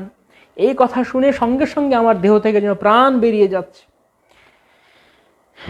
নাপিতে নাপিত ক্রিয়া কইল যে প্রকারে, তাহা দেখি কেবা ধৈর্য ধরিবারে পারে। নাপিত যখন তার নাপিত ক্রিয়া অর্থাৎ মস্তক মুন্ডন করবে, এই দৃশ্য দেখে কারোর যেন ধৈর্য হচ্ছে না। শ্রীমস্তকে হইল শ্রীকেশের অদর্শন, উঠিল ক্রন্দন ধ্বনি ব্যাপিল ভুবন। যেই না মহাপ্রভুর মস্তক থেকে সমস্ত চুল সেই নাপিত ফেলে দিয়েছে, মস্তক মুন্ডন করে দিয়েছে, সঙ্গে সঙ্গে সমস্ত ভুবন অর্থাৎ লক্ষ লক্ষ লোক ভক্তরা সেখানে সমবেত হয়েছিল, সবাই ক্রন্দন করতে শুরু করেছে। এই কথা কহিতে কহিতে বিপ্রবর, হইলা মূর্ছিত নেত্রে ধারা নিরন্তর। পিতার মুখেতে এই প্রসঙ্গ শুনিয়া শ্রীনিবাস কান্দে অতি ব্যাকুল হইয়া। কতক্ষণ পরে বিপ্র শ্রী চৈতন্য দাস, শ্রীচাচর কেশ বলি ছাড়ে নিঃশ্বাস। এই কথা বলতে বলতে তখন গঙ্গাধর অর্থাৎ চৈতন্য দাস বিপ্র, তিনি মহাপ্রভুর এই পূর্ব স্মৃতি যখন তিনি বর্ণনা করছেন তার পুত্রের কাছে, শ্রীনিবাসের কাছে, তার অধৈর্য হলো, তিনি মূর্ছা গেলেন, তিনি তার শ্বাস ছিল না দেহে, মূর্ছিত হয়ে গেলেন। আর পিতার এই দশা দেখে তখন শ্রীনিবাস তিনিও বাবার মুখে মহাপ্রভুর এই বর্ণনা শুনতে শুনতে সেও অত্যন্ত ব্যাকুল হয়ে ক্রন্দন করতে লাগলো। একটু পর তিনি এই চৈতন্য দাস তিনি চাচর কেশ চাচর কেশ চাচর কেশ বলতে বলতে তিনি উঠে বসেছেন। অনেক যত্নেতে স্থির হইয়া নেত্র মেলে, দেখে পুত্র কান্দয়ে পড়িয়া ভূমিতলে। তিনি সেখানে উঠে দেখছেন তার পুত্র সে মাটিতে পড়ে কান্না করছে মহাপ্রভুর জন্য। বিহবল হইয়া বিপ্র পুত্র কোলে করি, আশীর্বাদ করে কৃপা করো গৌরহরি। ঝাড়ি অঙ্গের ধুলি পৌঁছে নেত্রধারা, স্থির করি কহে কত অমৃতের পারা। তার পুত্রকে কোলে করে শ্রী চৈতন্য দাস তখন তার পুত্রকে কোলে ধরে বলছেন, মহাপ্রভু হে গৌরহরি, কৃপা করো আমার পুত্রকে আশীর্বাদ করো যেন তোমার চরণে রতি থাকে। পিতা এবং পুত্রের আচরণ। পিতা পুত্রের কাছে ভগবানের কথা বর্ণনা করছেন, আর পুত্র ভগবানের কথা শুনে তিনিও ভাবে বিহ্বল, এবং তাদের এই দৃশ্য সবার কাছে অত্যন্ত মনোহর। এবং পিতা পুত্রকে তিনি বলছেন, তার পুত্রের জন্য আশীর্বাদ প্রার্থনা করছেন ভগবান। তো তাকে মাটি থেকে তুলে তার অঙ্গ পরিষ্কার করে দিয়ে তাকে ঝেড়ে আবার স্থির করে বসিয়ে অমৃতের পারা কত কত অমৃতময় লীলা তার কাছে বর্ণনা করছেন। নীলাচলে কইল জয়ছে প্রভুর দর্শন, প্রেমাবেশে কহিল সে সব বিবরণ। নীলাচলে যখন মহাপ্রভু ছিলেন, নীলাচলে তারা যখন গিয়েছিলেন, তখন তাদের যত লীলা তারা সব বর্ণনা করতে শুরু করলেন তার ছেলের কাছে। জয়ছে প্রভু নীলাচলে করয়ে বিহার, সেসব কহিতে নেত্রে বহে অশ্রুধার। নীলাচলের যত কথা সব কিছু বর্ণনা করতে করতে তখন তার দুই চোখ দিয়ে এক সমানে তখন অশ্রুধার বইছে। নিত্যানন্দ অদ্বৈতের চরিত্র কহিল, প্রভু পরিকরের চরিত্র জানাইল। তখন নিত্যানন্দ অদ্বৈতাদি সমস্ত ভক্তদের চরিত্র, তাদের চরিত কথা ছেলের কাছে বর্ণনা করলেন। কহিল প্রভুর জয়ছে ব্রজেতে বিহার, নবদ্বীপে যে লাগি হইলা অবতার। এভাবে এক এক করে তার ভগবান শ্রী চৈতন্য কেন আবির্ভূত হয়েছেন সেই কারণও তিনি তার পুত্রের কাছে বর্ণনা করলেন। এভাবে পুত্র শ্রীনিবাস তিনি সবসময় পিতার কাছে মহাপ্রভুর কথা শুনলেন। আত্মবিস্মরিত শ্রীনিবাস প্রেমাবেশে, নীতি নীতি হইছে জিজ্ঞাসয়ে পিতা পাশে। প্রতিদিন এইভাবে তিনি মহাপ্রভুর কথা তার পিতার কাছে তিনি প্রতিদিন জিজ্ঞেস করতেন। এইভাবে তার পিতার কাছ থেকে তিনি গৌর প্রেম ভক্তি তিনি পেলেন তার পিতার আশীর্বাদে। তো শ্রীনিবাস আচার্য এইভাবে যখন তিনি ধীরে ধীরে বড় হলেন, বড় হবার পর তিনি একদিন তার পিতার কাছে আশীর্বাদ প্রার্থনা করলেন, পিতামাতার কাছে, যে আমি নীলাচলে যেতে চাই, আমি মহাপ্রভুর দর্শন পেতে চাই। পিতামাতার সেবা করবার পর একদিন তিনি বললেন, তো পিতামাতা তাকে বললেন ঠিক আছে তুমি যাও। তখন তিনি প্রথমে এলেন শ্রীখণ্ডে। শ্রীখণ্ডে তিনি নরহরি সরকার ঠাকুরের কাছে প্রথমে এলেন। তিনি আশীর্বাদ প্রার্থনা করলেন তার বাবা মায়ের কাছে। দেখিব কি নীলাচল চন্দ্র জগন্নাথ, শ্রী সুভদ্রা দেবী প্রভু বলরাম সাত। ওইছে বহু কহে ধারা বহে দুনয়নে, চলিলেন খণ্ডে স্থির হইয়া কতক্ষণে। তো দুই নয়নে তার অশ্রুধারা বইতে বইতে তিনি নীলাচলের পথে তিনি যাত্রা শুরু করলেন। পথিমধ্যে তিনি প্রথমে শ্রীখণ্ডে নরহরি সরকার ঠাকুরের কাছে এলেন। ঠাকুর শ্রী নরহরি প্রেমেরও আবেশে, শ্রীভুজ পসারি কোলে কইল শ্রীনিবাসে। স্নেহে শ্রীনিবাস অঙ্গ সিঞ্চে নেত্র জলে, জিজ্ঞাসে কুশল যেন কত সুধা ঢালে। শ্রীনিবাস কহে যাইব নীলাচল, আজ্ঞা দেহ দেখি গিয়া শ্রীপদ কমল। শুনিতে বাক্যতি উদ্বিগ্ন হৃদয়, আজ্ঞা দিল শীঘ্র যাহ বিলম্ব না হয়। তখন নরহরি সরকার ঠাকুর বলে, হ্যাঁ হ্যাঁ যাও যাও, শীঘ্র যাও, আর দেরি করো না। প্রভু বুঝি আর বেশি দিন এই জগতে লীলা করবেন না। পুনঃ শ্রীনিবাসে কহে গদগদ বচন, প্রভু করিবেন এই লীলা সঙ্গপন। তাকে আকার ইঙ্গিতে বলে দিলেন যে মহাপ্রভু কিছুদিনের মধ্যে এই জগৎ থেকে চলে যাবেন, তুমি শীঘ্র যাও বৎস, দেরি করো না। এত কহিতেই নেত্র জলে সিক্ত হইল, শ্রীনিবাস ব্যাকুল দেখিয়া প্রবোধিল। এই কথা বলে তখন শ্রীনিবাস আচার্য যেই তিনি নরহরি সরকার ঠাকুরের কাছে এই কথা শুনলেন, তার সঙ্গে সঙ্গে ব্যাকুল হয়ে তিনি ক্রন্দন করতে করতে কাঁদতে কাঁদতে তিনি নীলাচলের পথে যাত্রা করলেন। পথের সঙ্গতি করি দিল সেই ক্ষণে, ঠাকুরের যে স্নেহ বর্ণিবে কোন জনে। তখন নরহরি সরকার ঠাকুর তাকে অনেক স্নেহ করে তার পথে তার সঙ্গে যাওয়ার জন্য কিছু লোক তার সাথে যেন যায়, তাকে পথ দেখিয়ে যাওয়ার জন্য লোক দিয়ে দিলেন। তো এইভাবে তিনি শ্রীখণ্ড থেকে তিনি নীলাচলে যাত্রা শুরু করলেন। তো পথিমধ্যে অনেকেই তাকে দেখে কত সুন্দর সুন্দর কথা বলছেন শ্রীনিবাসাচার্য, এত অপূর্ব সুন্দর ছিলেন, তার রূপ দেখে অনেকেই অনেক রকম সুন্দর প্রশংসা করছে। কে কি বলছে, কেহ কহে ইহ কোন রাজারও তো নয়, পদব্রজে চলে অনুরাগ অতিশয়। নিশ্চয়ই কোনো রাজার ছেলে হবে, কিন্তু নিশ্চয়ই অনেক প্রেম রয়েছে ভিতরে ভগবানের প্রতি, তাই পায়ে হেঁটেই চলেছে, নয়তো পালকি করে যাওয়ার কথা। কেহ কহে ইহ হন গৌর পরিকর, নহিলে কেনে নেত্রে ধারা নিরন্তর। তো কেউ কেউ বলছে যে এ নিশ্চয়ই কোনো গৌর পরিকর হবে, কোনো গৌরাঙ্গের পার্ষদ হবে, না হলে সবসময় কেন এইভাবে, সবসময় তার চোখে কেন জল, সবসময় কেন সে ক্রন্দন করছে। এত প্রেম শুধু গৌরাঙ্গের কোনো প্রিয় ভক্তেরই হতে পারে। কেহ কহে ইহাতে সন্দেহ কিছু নাই, সকল করিতে পারে গৌরাঙ্গ গোসাই। কেউ কেউ বলছে হ্যাঁ অবশ্যই মহাপ্রভুর কৃপা হলে সবকিছুই সম্ভব হতে পারে। কেহ কহে অহে সে দেখিয়া গোরা চাঁদে, কিনারি পুরুষ কহে স্থির নাহি বন্ধে। কেউ কেউ আবার তাকে দেখে বলছে আরে আমি যেন গোরাচাঁদকে দর্শন করলাম, যেন গৌরচন্দ্র, এই বালকের মধ্যে যেন আমি গৌরচন্দ্রকে দর্শন করছি। এত সুন্দর অপূর্ব মোহন রূপ ছিল তার। কেহ কহে গৌরচন্দ্র ব্রজেন্দ্র কুমার, নীলাচলে দেখিলাম অদ্ভুত বিহার। কেহ কহে উৎকলের ভাগ্যের সীমা নাই, সচল অচল দুই প্রভু এক ঠায়। তো কেউ কেরকম ভাবে কথা বলছে যে নীলাচলের কোনো ভাগ্যের সীমা নাই, যেখানে সচল প্রভু আর অচল প্রভু, অচল প্রভু মানে জগন্নাথ, তিনি চলছেন না মূর্তিরূপে, আর সচল প্রভু মানে গৌর সুন্দর, তারা দুজন সেখানে একসঙ্গে রয়েছে। আরে উৎকলের উড়িষ্যার ভাগ্যের সীমা নাই। কেহ কহে গৌর জগন্নাথ এক হয়, ইথে যার ভেদ বুদ্ধি সেই যায় ক্ষয়। কেউ কেউ আবার বলছে জগন্নাথ আর মহাপ্রভু এক, যে কোনো ভেদ নেই, যে ভেদ করবে জগন্নাথ আর মহাপ্রভুকে আলাদা মনে করবে তার নিশ্চিত ক্ষয় হবে।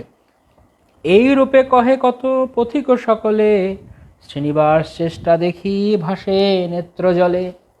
এরকমভাবে যখন শ্রীনিবাসাচার্য চলছেন তখন সমস্ত ভক্তেরা তারা তাকে দেখে অত্যন্ত আনন্দ করছেন। আর শ্রীনিবাসের এই চেষ্টা, এই যে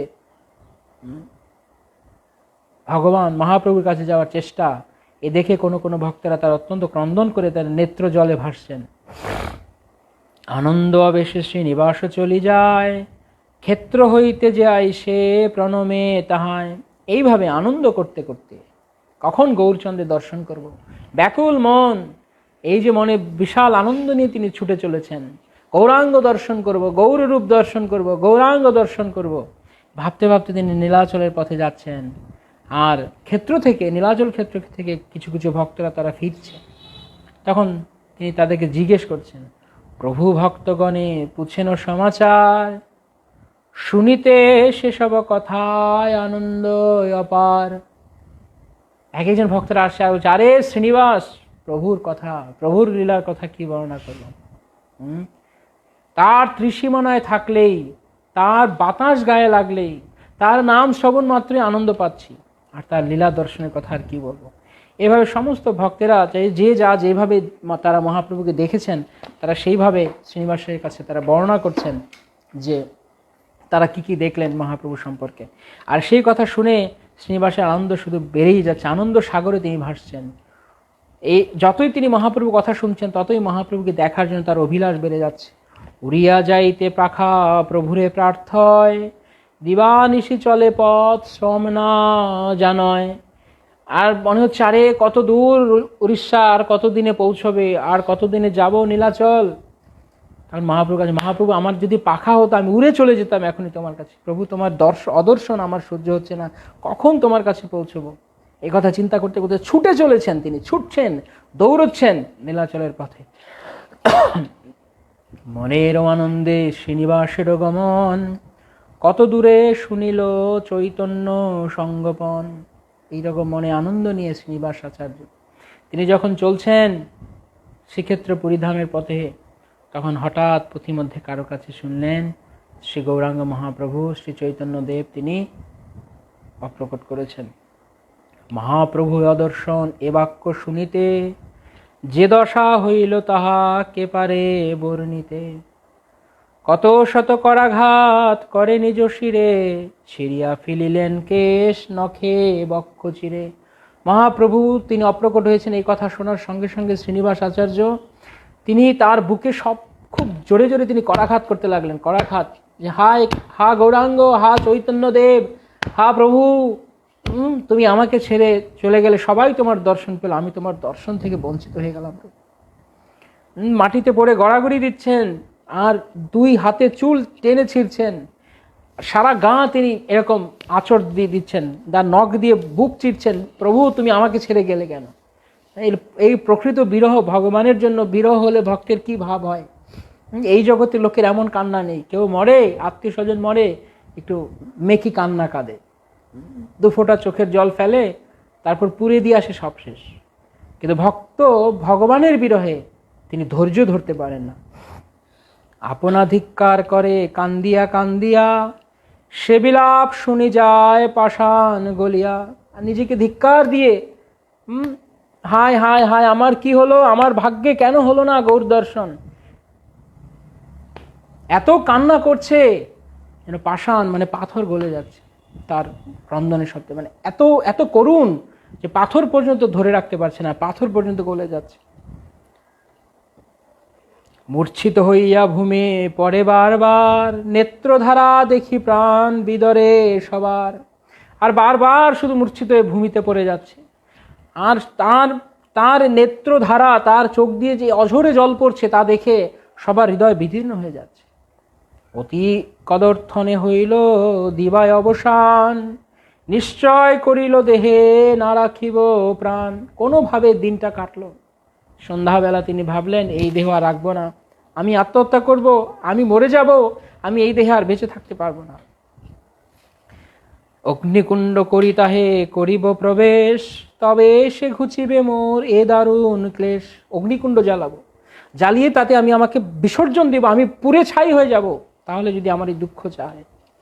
ওইছে বিচারিতে রাত্রি হইল দণ্ডচারী, লইয়া প্রভুর নাম কান্দে উচ্চ করি। এই চিন্তা করতে করতে, এই বিচার করতে করতে রাত্রি চারিদণ্ড অতিক্রম হয়েছে, আর তিনি তখন প্রভুর নাম ধরে চিৎকার করে ক্রন্দন করছেন, হা গৌরাঙ্গ, হা চৈতন্য, হা গৌরাঙ্গ, হা গৌরাঙ্গ, হা চৈতন্য, হা গৌরাঙ্গ, হা চৈতন্য।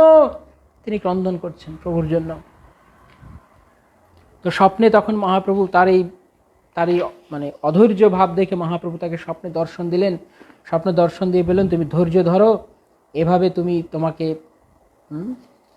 তোমার দেহ শেষ করো না, তোমার দ্বারা আমার অনেক কাজ আছে, আমি তোমাকে দিয়ে অনেক কিছু করাতে চাই, তাই তুমি তোমার দেহ শেষ করো, আমি তোমার দ্বারা এই জগতে কৃষ্ণ ভক্তি প্রচার করব, আমার সমস্ত লীলা গ্রন্থসমূহ তুমি প্রচার করবে।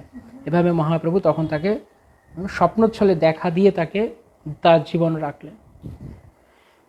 তো পরদিন তিনি জগন্নাথ দর্শন করতে গেলেন ভোরবেলা উঠে। এইভাবে প্রতিদিন জগন্নাথ দর্শন করে শ্রীনিবাস আচার্য তিনি জগন্নাথ দর্শন করার পর তিনি গোপীনাথ দর্শন করার মনোবিলাস করলেন। টোটা গোপীনাথকে দর্শন করতে যাবেন, যেখানে গদাধর পণ্ডিত তিনি গোপীনাথের সেবা করতেন।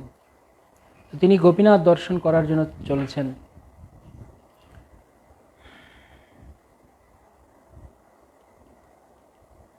অনেক যতনে স্থির হইয়া সেই ক্ষণে, মার্কণ্ডে চলিলেন জিজ্ঞাসিয়া কোন জনে। তিনি প্রথমে মার্কণ্ডতে গেলেন, মার্কণ্ডেয় সরোবরে গিয়ে স্নান করলেন। তারপর তাকে দেখে সবার অত্যন্ত আনন্দ হচ্ছে তাদের হৃদয়ে। সেখান থেকে তিনি এক বয়স্ক এক বৃদ্ধ ভক্তকে তিনি জিজ্ঞেস করলেন যে কোথায় গোপীনাথ, কোথায় গদাধর পণ্ডিত, কোথায়, আমি তাদের কাছে যাব। গদাধর পণ্ডিত গোস্বামী আছে কোথা, তিহ কহে লইয়া যাইব তিহ যাহা। চলো আমার সঙ্গে, আমি তোমাকে নিয়ে যাব। এত কহি শ্রীনিবাস সঙ্গে আগে যায়, উল্টে উল্টে শ্রীনিবাস পানে চায়। শ্রীনিবাসকে দেখে তার মহাপ্রভুর কথা মনে পড়ছে। বারবার সেই ব্রাহ্মণ ঘুরে ঘুরে শ্রীনিবাসের দিকে দেখছে, হাঁটছে আর শ্রীনিবাসের দিকে তাকাচ্ছে। শ্রী গোপীনাথের পুষ্পবাটি মনোহর, দেখাইল এখানে রহেন গদাধর। যাহ বাপুয়া তার দশা কি কব তোমারে, প্রভুর বিচ্ছেদে প্রাণ ধরিতে না পারে। ক্ষেত্র শূন্য হইল ভাগ্য মন্দম সবার, এত কহি গেলা বৃদ্ধ ব্রাহ্মণ উদার। তখন সেই ব্রাহ্মণ বললেন, এটা হচ্ছে গোপীনাথ মন্দির, এখানে গদাধর থাকেন, যাও যাও তুমি যাও, তার সঙ্গে দেখা করো। কি বলবো তার কথা, গৌরাঙ্গের বিরহে গদাধরের যা অবস্থা, একবার নিজের চোখে গিয়েই দেখো। শ্রীনিবাস দেখি তার কাতর অন্তর, প্রণমিয়া তারে কইল মিনতি বিস্তর। অতি শীঘ্র শ্রী গোপীনাথের আগে গিয়া পুনঃ পুনঃ প্রণময়ে ভূমি লোটাইয়া। সঙ্গে সঙ্গে তিনি গোপীনাথের কাছে গেলেন এবং গোপীনাথকে প্রণাম করে, বারংবার প্রণাম করে তিনি মাটিতে লুটিয়ে পড়ছেন। তো এইভাবে শ্রীনিবাস আচার্য তিনি গদাধর পণ্ডিতের সঙ্গে তার দেখা হলো, এবং সেখানে যে লীলা রয়েছে, অপূর্ব লীলা, অনেক বিস্তারিত লীলা, এখন আমি পড়ছি না। গদাধর পণ্ডিতের সঙ্গে শ্রীনিবাস আচার্য তারা যে গৌরাঙ্গের বিরহে তারা যে ক্রন্দন করলেন একজন আরেকজনের সঙ্গে, সেখান থেকে ক্রন্দন করতে করতে তখন শ্রীনিবাস আচার্যকে গদাধর বললেন যে যাও গিয়ে অন্যান্য সমস্ত ভক্তগণের সঙ্গে দেখা করো। সেখান থেকে শ্রীনিবাস আচার্য এলেন রায় রামানন্দ এবং সার্বভৌমের কাছে। সবে উৎকণ্ঠিত শ্রীনিবাসে দেখিতে, শ্রীনিবাস গেলা সার্বভৌমেরও বাটিতে। তখন সেখান থেকে শ্রীনিবাস আচার্য তিনি সার্বভৌম ভট্টাচার্যের কাছে গেলেন। তথায় শ্রীরায় রামানন্দের গমন, দোহে বসি গায় গৌরচন্দ্র গুণগণ। শ্রীনিবাস গিয়া দোহে দর্শন করিল, ভূমেতে পড়িয়া দুই চরণ বন্দিল। মহাশোক সমুদ্রে ভাসয়ে দুইজন, শ্রীনিবাসে দেখি সুখ উপজিল মন। দোহে উঠি শ্রীনিবাস কইল আলিঙ্গন, প্রেম জলে কইল শ্রীনিবাসের সিঞ্চন। তিনি গিয়ে শ্রী রায় রামানন্দ এবং সার্বভৌম ভট্টাচার্যকে প্রণাম করলেন, এবং তার অঙ্গের সমস্ত শুভ লক্ষণ দেখে রামানন্দ রায় এবং সার্বভৌম বুঝতে পারলেন যে নিশ্চয়ই কোনো অন্তরঙ্গ গৌরাঙ্গের ভক্ত। তারা দুজন শ্রীনিবাসকে কোলে নিয়ে আলিঙ্গন করলেন, আর তাদের প্রেমজলে শ্রীনিবাসকে তারা সিঞ্চন করলেন। পুনঃ পুনঃ শ্রীনিবাস পরে পদতলে, নিরন্তর ভাসে দুই নয়নের জলে। দেখি শ্রীনিবাস দশা কান্দে দুইজন, পুনঃ পুনঃ শ্রীনিবাসের করে আলিঙ্গন। এভাবে তারা নিরন্তর শ্রীনিবাসকে তাদের নয়নের জলে তারা ভাসাচ্ছেন। এদিকে শ্রীনিবাস কান্না করছে, আর সেদিকে রায় রামানন্দ এবং সার্বভৌম ভট্টাচার্য তারাও ক্রন্দন করছে। তো সেখান থেকে তিনি গেলেন বক্রেশ্বর পণ্ডিতের কাছে। চলিলেন শ্রীনিবাস বিহবলমন্তর, যথা বসিয়া আছেন পণ্ডিত বক্রেশ্বর। ভূমে পরিতার পাদপদ্মে প্রণমিলা, শ্রীনিবাসে দেখি পণ্ডিত সুখী হইলা। আইসবাব বলি তুলি লইলেন কোলে, শ্রীনিবাস অঙ্গ সিঞ্চিলেন নেত্র জলে। বাপ আসো আসো আসো, আমার বক্ষে আসো, আমার হৃদয় আসো, এই কথা বলে তিনি শ্রীনিবাস আচার্যকে আলিঙ্গন করলেন, আর গৌরাঙ্গের বিরহে তিনি ক্রন্দন করতে লাগলেন। তখন সেখানেও আবার শ্রীনিবাস আচার্যকে তার চোখের জলে তিনি ভাসালেন। বসাইল নিকটে বাৎসল্য অতিশয়, অঙ্গে হস্ত দিয়া কথা কহে সুধাময়। ভালো হইল আইলা দেখি, শীঘ্র দেখিনু তোমারে, বহু কার্য প্রভু সাধিবেন তোমাদারে। তুমি ভালো হয়েছো, তুমি তাড়াতাড়ি এসছো, প্রভুর অনেক কাজ রয়েছে তোমাকে দিয়ে। এভাবে সেখান থেকে তিনি পরমানন্দপুরীর কাছে গেলেন। সেখানে একই অবস্থা, শ্রীনিবাসে দেখিতে সবার হর্ষদয়, ভূমি হইতে তুলি পুনঃ পুনঃ আলিঙ্গয়। যেখানে যাচ্ছেন সেখানে সবাই সিনিয়র বৈষ্ণব, প্রবীণ বৈষ্ণব, সবাইকে তিনি প্রণাম করছেন, আর সবাই তাকে তুলে হৃদয়ে রাখছেন, আলিঙ্গন করছেন, আর তাদের প্রেম জলে তাদেরকে সিঞ্চিত করছেন। শ্রীনিবাসে পাইল যেন প্রাণ, প্রেম জলে শ্রীনিবাসে করাইলা স্নান। শ্রীনিবাস হইল মহা প্রেমেতে বিহবল, মুখ বুক বহিয়া পরয়ে নেত্র জল। এত ক্রন্দন করছেন, সারা বুক ভেসে তার জল পড়ছে, ভগবানের বিরহের ক্রন্দন। শ্রীনিবাস হইল মহা প্রেমেতে বিহবল, মুখ বুক বহিয়া পরয়ে নেত্র জল। শ্রীনিবাসে স্থির করি কতক্ষণ পরে, আজ্ঞা দিল যাহো বাপু মিলহ সবারে। পরমানন্দপুরী বললেন যাও অন্য সবার সঙ্গে দেখা করে। এইভাবে তিনি শিখি মাইতির কাছে গেলেন, তার সঙ্গে দেখা করলেন। বাণীনাথ, গোবিন্দ, শঙ্কর সবার সঙ্গে তিনি দেখা করলেন। গোবিন্দ, শঙ্কর তারা মহাপ্রভুর খুব অন্তরঙ্গ ছিলেন। গোবিন্দ ছিলেন মহাপ্রভুর সেবক, আর শঙ্করকে বলা তো মহাপ্রভুর পাদপাধান, মহাপ্রভুর বালিশ, মহাপ্রভু তার উপরে চরণ রেখে বিশ্রাম করতেন। তারা মহাপ্রভু কত নিকটে ছিলেন, প্রভুর বিরহে তাদের কি দশা। আজ্ঞা পাইয়া শ্রীনিবাস সজল নয়নে চলিলেন গোবিন্দ শঙ্কর দর্শনে। দেখে গিয়া দুইজন নির্জনে বৈষয়ে গৌরাঙ্গ বিরহে শুষ্ক বাতাসে হালয়ে। তাদের দুজনের মহাপ্রভুর বিরহে এমন হাল হয়েছে শরীরের, তারা শুকিয়ে এমন অবস্থা হয়েছে যাদের যেন একটুখানি বাতাস এলে তারা দুজন পড়ে যাবে। গৌরাঙ্গের বিরহে শুকিয়ে গেছেন তারা দুজন একদম। শ্রীনিবাস দুহু আগে পরে ভূমিতলে দোহে শ্রীনিবাস তুলি করিলেন কোলে। শ্রীনিবাস গিয়ে গোবিন্দ আর শঙ্কর দুজনের কাছে গিয়ে দণ্ডবোধ হয়ে ক্রন্দন করছেন। তারা দুজন শ্রীনিবাসকে কোলে তুলে নিয়ে অনেক স্নেহ করলেন। কহিলেন কত কথা ব্যাকুল হিয়ায়, শুনিতে সে সব দুঃখ পাষাণ মিলায়। গোবিন্দ আর শঙ্কর তারা দুজন মহাপ্রভুর যত লীলা সব বর্ণনা করতে লাগছেন এক এক এক এক করে শ্রীনিবাসের কাছে। জানো প্রভু এই করেছে, জানো প্রভু এই করেছে। যখন কারো বিরহ হয় তখন সে শুধু তার কথাই বারবার বলতে থাকে। তো তারা দুইজন এইভাবে মহাপ্রভুর কথা বলতে শুরু করেছেন। শ্রীনিবাস উচ্চস্বরে করয়ে ক্রন্দন, ভূমিতে পড়িয়া হইলেন অচেতন। আর মহাপ্রভুর কথা শুনে, কারণ প্রভুর দর্শন পায়নি না শ্রীনিবাস আচার্য, তার এত দুঃখ, সে কথা শুনছে যার কাছ থেকে প্রভুর কথা শুনছে, আর তখনই তার কেবল ক্রন্দন আসছে।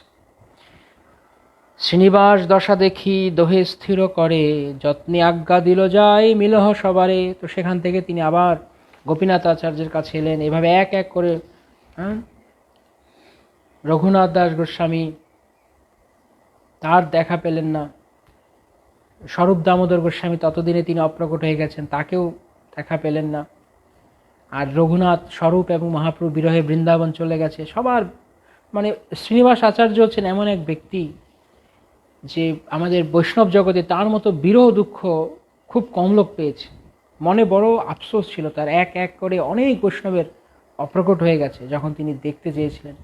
যেমন আমরা নরোত্তম দাস ঠাকুরের ভজনে পাই, নরোত্তম দাস ঠাকুর বলতেন যে কত দুর্ভাগ্য আমার সে সময় কেন জন্ম হলো না, যখন চৈতন্য মহাপ্রভু তিনি নিত্যানন্দ আদি গদাধর অদ্বৈত আদি সঙ্গে যখন তারা রঙ্গ করতেন, সেই সময় আমার কেন জন্ম হলো। তো শ্রীনিবাস আচার্য সেরকম, তার অনেক অনেক সমস্ত ভক্তের বিরহ তাকে সহ্য করতে হয়েছিল। তো এভাবে বেশ কিছুদিন তারপর তিনি প্রতাপরুদ্র মহারাজের কাছে গেলেন। প্রতাপরুদ্রের অবস্থা আরও খারাপ।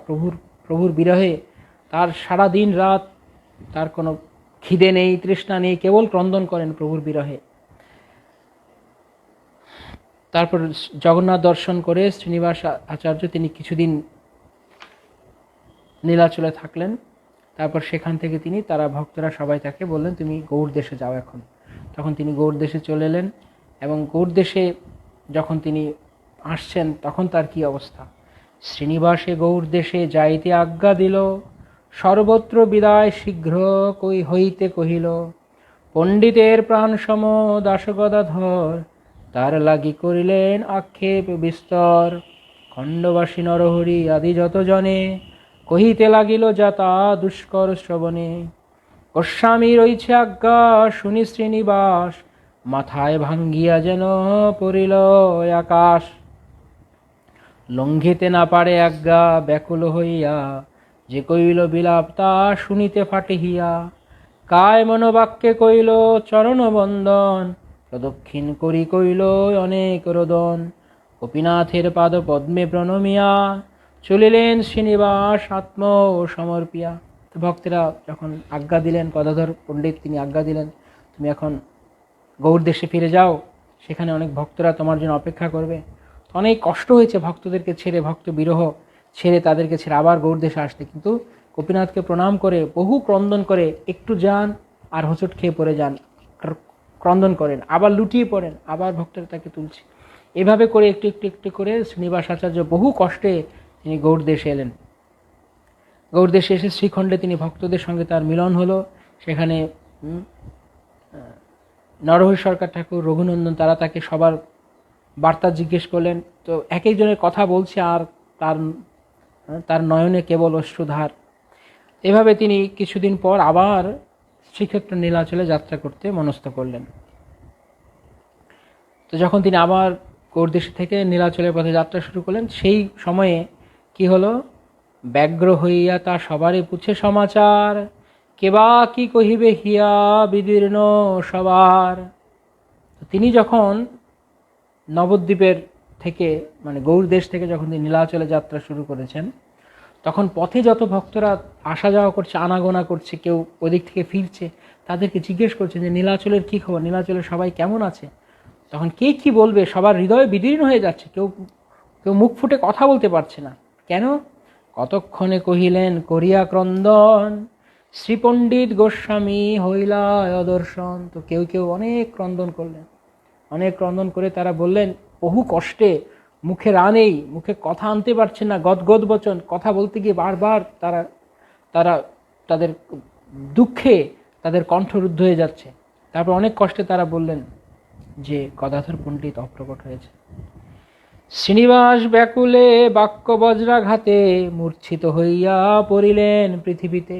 এই কথা শোনার সঙ্গে সঙ্গে শ্রীনিবাস যেই শুনলেন গদাধর পণ্ডিত গোস্বামী অপ্রকট হয়ে গেলেন, আরে কিছু মহাপ্রভুর দর্শন পেলাম না, পণ্ডিতের দর্শন পেলাম, কিছু কাল তার সঙ্গে থাকতে পেলাম, আর এখন তিনিও আমাকে ছেড়ে চলে গেলেন।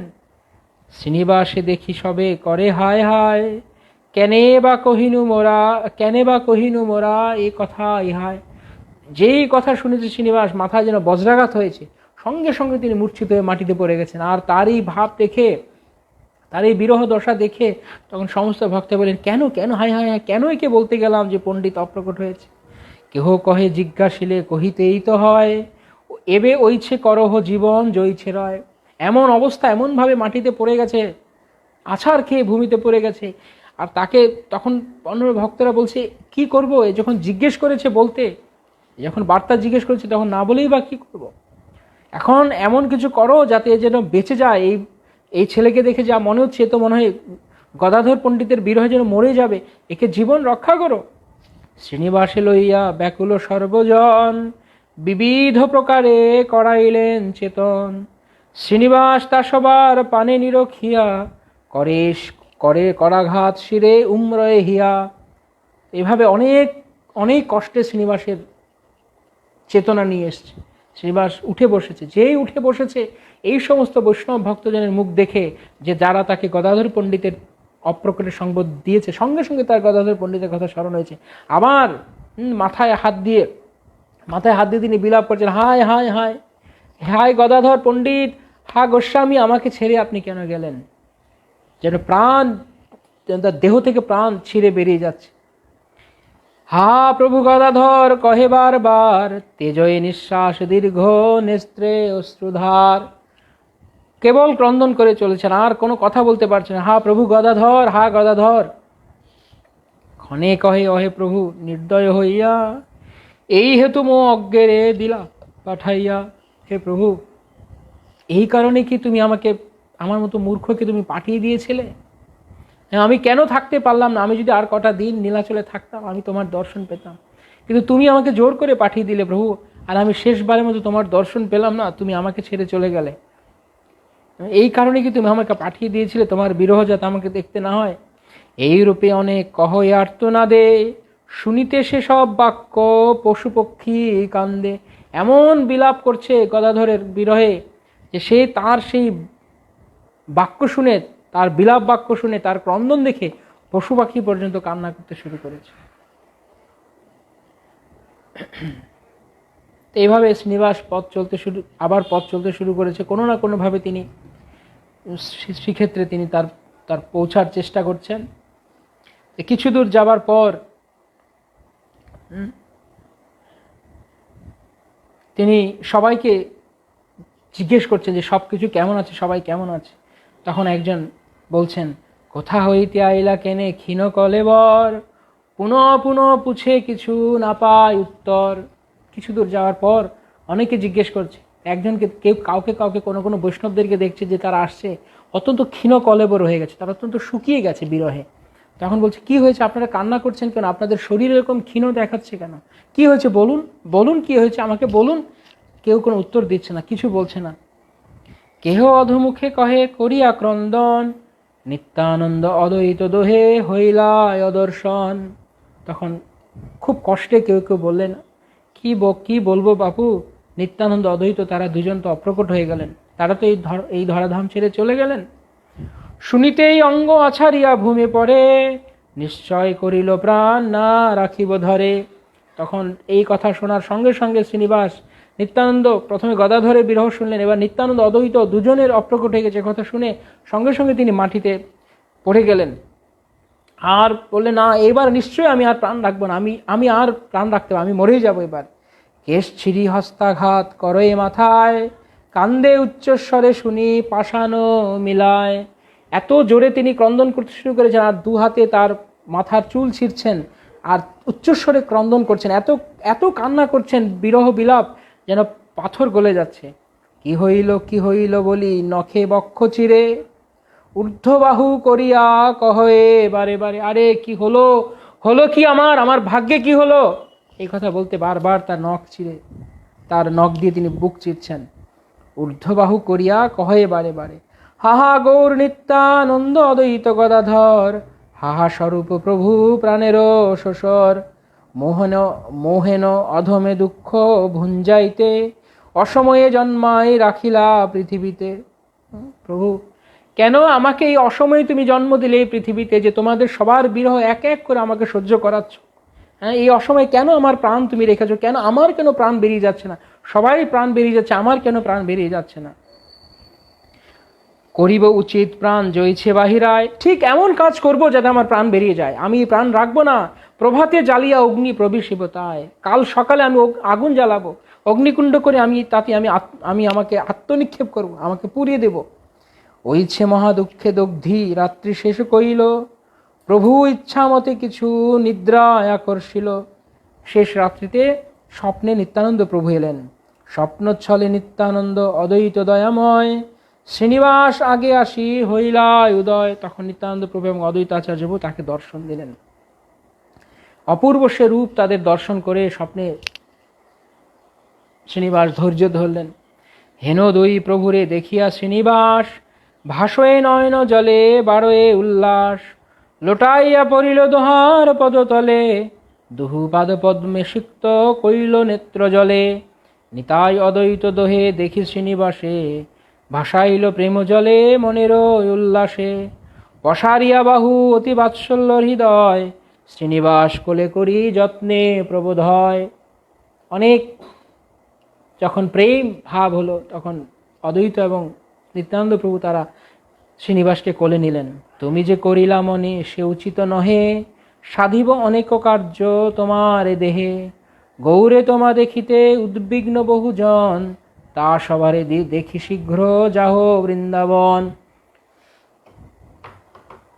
তো এভাবে গৌরে যাও, এবং গৌরে গিয়ে তুমি তোমাকে দেখতে অনেকে সেখানে উদ্বিগ্ন হয়ে আছে, সেখান থেকে তুমি বৃন্দাবন যাও, গৌরে সবাইকে দর্শন করে তারপর বৃন্দাবনে যাও, তার নির্দেশ দিলেন নিত্যানন্দ প্রভু। ওইছে বহু কহি শ্রীনিবাসে স্থির কইল, পুনঃ শ্রীনিবাস প্রভু পদে প্রণমিল।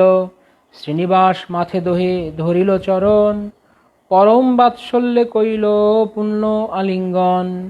শ্রীনিবাস বিদায় করিয়া দুইজনে, দোহে অদর্শন হইলেন সেই ক্ষণে। তারপর তারা স্বপ্ন থেকে চলে গেলেন। এইভাবে তখন শ্রীনিবাস তিনি নিত্যানন্দ প্রভু অদ্বৈত আচার্য প্রভুর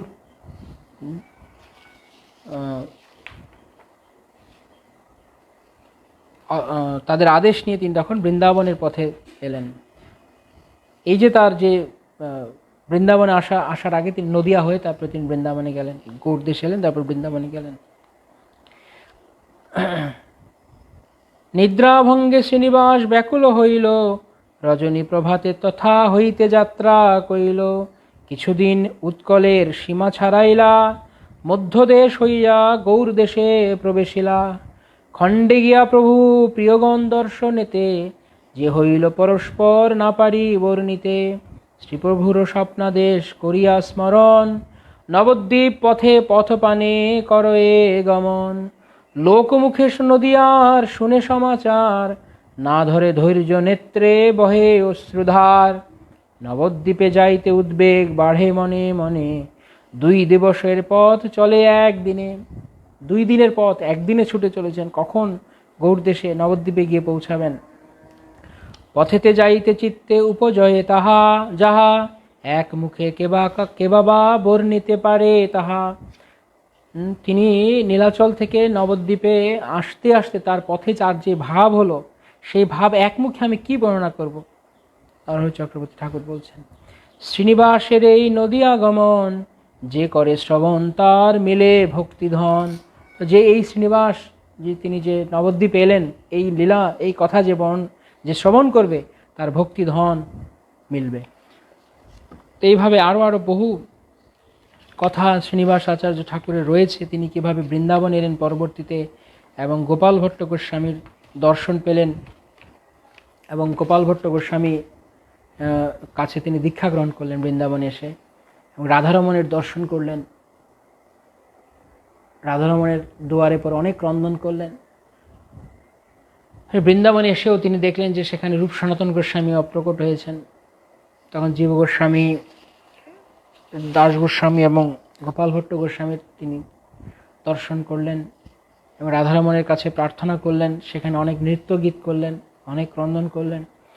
তারপরে গোপাল ভট্ট গোস্বামীর কাছে তিনি দীক্ষামন্ত্র গ্রহণ করে তিনি জীব গোস্বামীর কাছে শাস্ত্র অধ্যয়ন করলেন। জীব গোস্বামী শ্রীনিবাস আচার্যের শিক্ষাগুরু, তার কাছে তিনি শাস্ত্র অধ্যয়ন করলেন এবং সেখানে নরোত্তম দাস ঠাকুরের সঙ্গে তাদের মিলন হলো। নরোত্তম দাস ঠাকুর, শ্রীনিবাস এবং শ্যামানন্দ প্রভু, তারা তিনজন একসঙ্গে জীব গোস্বামীর কাছে শাস্ত্র অধ্যয়ন করলেন।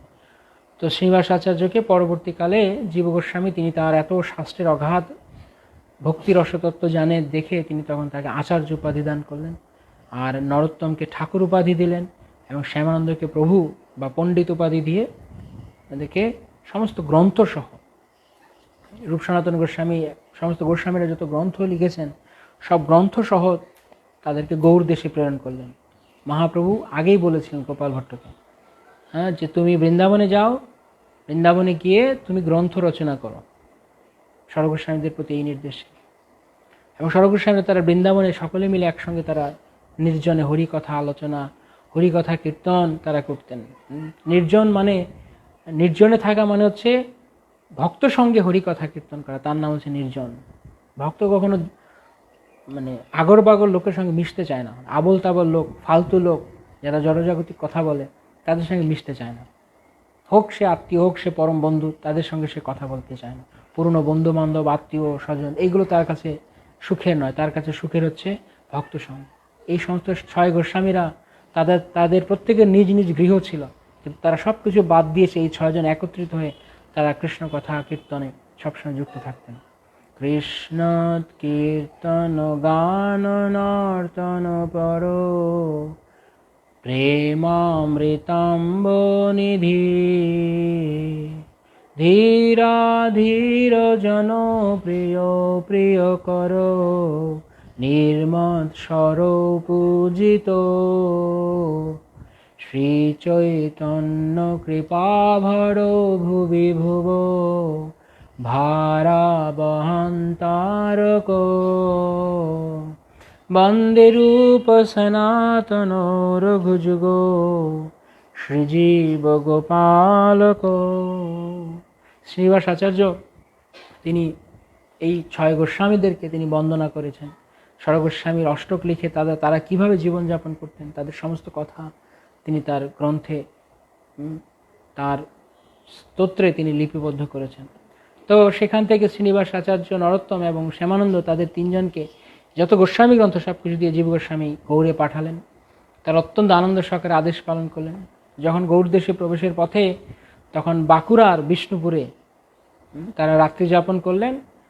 তো যখন রাতে ঘুমিয়েছেন তো পরদিন সকালে উঠে দেখেন সেই গ্রন্থের গাড়ি নেই। কি হলো, গাড়ি ভর্তি সমস্ত গ্রন্থ ছিল, একদম গোস্বামীগণের লিখিত গ্রন্থ, সহস্তে লিখিত পুঁথি। তো সেই গাড়ি চুরি হয়ে গেছে। কি ব্যাপার।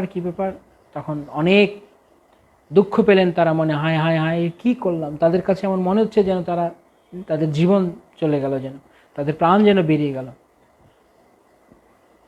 ওই বিষ্ণুপুরে যে রাজা ছিলেন, রাজা বীরহাম্বীর, দস্যু রাজা ছিল প্রথমে।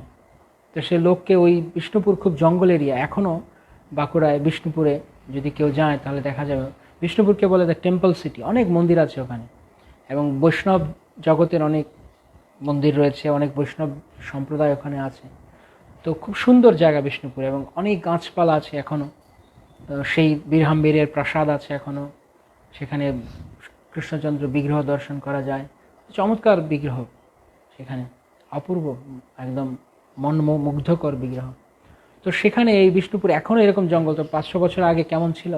তো সেই সময় এই তারা কি করতো, বীরহাম্বীর সে ওই অঞ্চলকে সে রাজত্ব করতো। যারাই ওই বনপথ দিয়ে আসতো তাদেরকে, তার একটা গণক ছিল, যে গণনা করে আগের দিন বলে দিত যে এর কাছে কি কি আছে, বহুমূল্যবান সমস্ত টাকা পয়সা সব চুরি করতো যা কিছু থাকতো। তো এইভাবে ওই গণক এই বীরহাম্বীরকে গণনা করে বলেছে আজকে এখানে 3 জন লোক এক গাড়ি ভর্তি মহামূল্যবান সম্পদ নিয়ে আসছে। তো এই কথা শুনে বীরহাম্বীর রাতের বেলা যখন তারা এই 3 প্রভু তারা ঘুমিয়ে পড়েছেন, তখন বীরহাম্বীর লোক পাঠিয়েছে, তার সৈন্য সামন্ত এসে ওই সেই গাড়ি সব, মানে ঘোড়া থেকে গাড়িগুলো সব, গরু থেকে গাড়িগুলো সব ছুটিয়ে নিয়ে চলে গেছে, নিয়ে রাজ দরবারে নিয়ে গেছে। এদিকে ভোরবেলা উঠে তারা দেখছে গ্রন্থ নেই, বিলাপ করছে। তো শ্রীনিবাস তিনি নরোত্তমকে বলেন, আপনারা প্রচারে চলে যান, আপনারা যার যার অঞ্চলে চলে যান, আমি গ্রন্থ উদ্ধার করছি। তখন শ্যামানন্দ প্রভু তিনি উৎকলে চলে গেলেন উড়িষ্যায়, নরোত্তম দাস ঠাকুর তিনি খেতড়িতে চলে এলেন, আর শ্রীনিবাস গ্রন্থ উদ্ধারের জন্য সেখানে থাকলেন। তো এদিকে গ্রন্থের কোনো সন্ধান পাওয়া যাচ্ছে না, এদিকে এই গ্রন্থের গাড়ি চলে গেছে রাজদরবারে। রাজদরবারে যখন গেছে, রাতের অন্ধকারে এনেছে ওরা তো আর বুঝতে পারেনি কি আছে। আর খুলে দেখছে যে সব ভীষণ সমস্ত গ্রন্থরাজি রত্ন। এ দেখে ভয় পেয়ে গেছে, হায় এগুলো তো সব শাস্ত্রগ্রন্থ, এগুলো আমি চুরি করলাম তো পাপ হয়ে যাবে আমার, ছি কি করলাম আমি। তো বীরহাম্বীর মনে এমনি দস্যু হলেও তার এমনি সাধু বৈষ্ণবদের প্রতি তার মনোভাব ভালো ছিল, সে কখনো জেনে শুনে সাধু বৈষ্ণবদের ক্ষতি করতো না। তো তার রাজ্যে আবার সে প্রতিদিন ভাগবত পাঠের আয়োজন করত।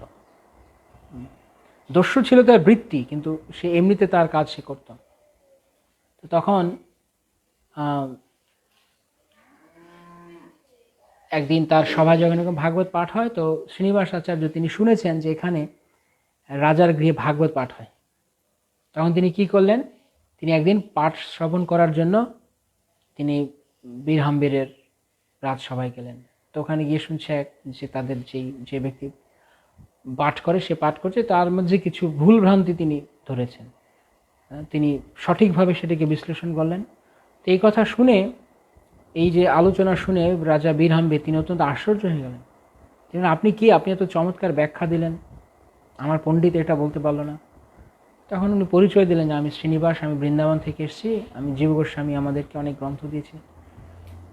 তখন হচ্ছে সর্বনাশ, আপনি সেই যার বই আমরা চুরি করেছি। সঙ্গে সঙ্গে তাকে নিয়ে গেলেন তার কোষাগারে, গিয়ে দেখলেন সেখানে সেই হাজার হাজার মহামূল্যবান গ্রন্থ সেখানে রয়ে গেছে। তো শ্রীনিবাস আচার্য গ্রন্থ পেয়ে মহা আনন্দ পেলেন যে না যাক, হারায়নি, এই সম্পদ হারায়নি। এবং তখন এই রাজা বীরহাম্বীর তার ভুল বুঝতে পেরে অনেক তার পদতলে পড়ে অনেক ক্রন্দন করলেন, ক্ষমা প্রার্থনা করলেন। সপরিবারে তারা শ্রীনিবাস রাজের কাছে দীক্ষা নিলেন। তার পুত্র ছিল ধারী হাম্বীর, কেউ বলে ধীর হাম্বীর, কেউ বলে ধারী হাম্বীর, সেও তখন দীক্ষা নিল। এভাবে তাকে শ্রীনিবাস আচার্য পুরো পরিবারকে তিনি দীক্ষা দিলেন। গোপাল, ছেলের নাম হলো গোপাল। তো তার বংশধরেরা এই বিষ্ণুপুরে তারা বহুদিন রাজত্ব করেছেন, বহুকাল তাদের বংশ পরম্পরা ক্রমে ছিলেন। এভাবে ইতিহাসের প্রথম বুক ডিস্ট্রিবিউশন পার্টি শ্রীনিবাস আচার্য, নরোত্তম দাস ঠাকুর এবং শ্যামানন্দ প্রভু। তাই শ্রীনিবাস আচার্যকে, তাকে এই যে আজকে যে সংকীর্তন বা গ্রন্থ বিতরণ, তার মূল চালিকা শক্তি বলা যায়। তিনি প্রথম গৌড়ীয় বৈষ্ণব ইতিহাসে গ্রন্থ প্রচার শুরু করেছিলেন, এবং সেই প্রচারধারা আজকে ছিল প্রভুপাদ সারা বিশ্বজুড়ে বৃহৎ মৃদঙ্গ বা ভক্তিবেন্দ্র বুক ট্রাস্ট করেছেন, গ্রন্থ বিতরণের সংকীর্তন পার্টি রয়েছে। মূল যিনি উৎস তিনি হচ্ছেন শ্রীনিবাস আচার্য।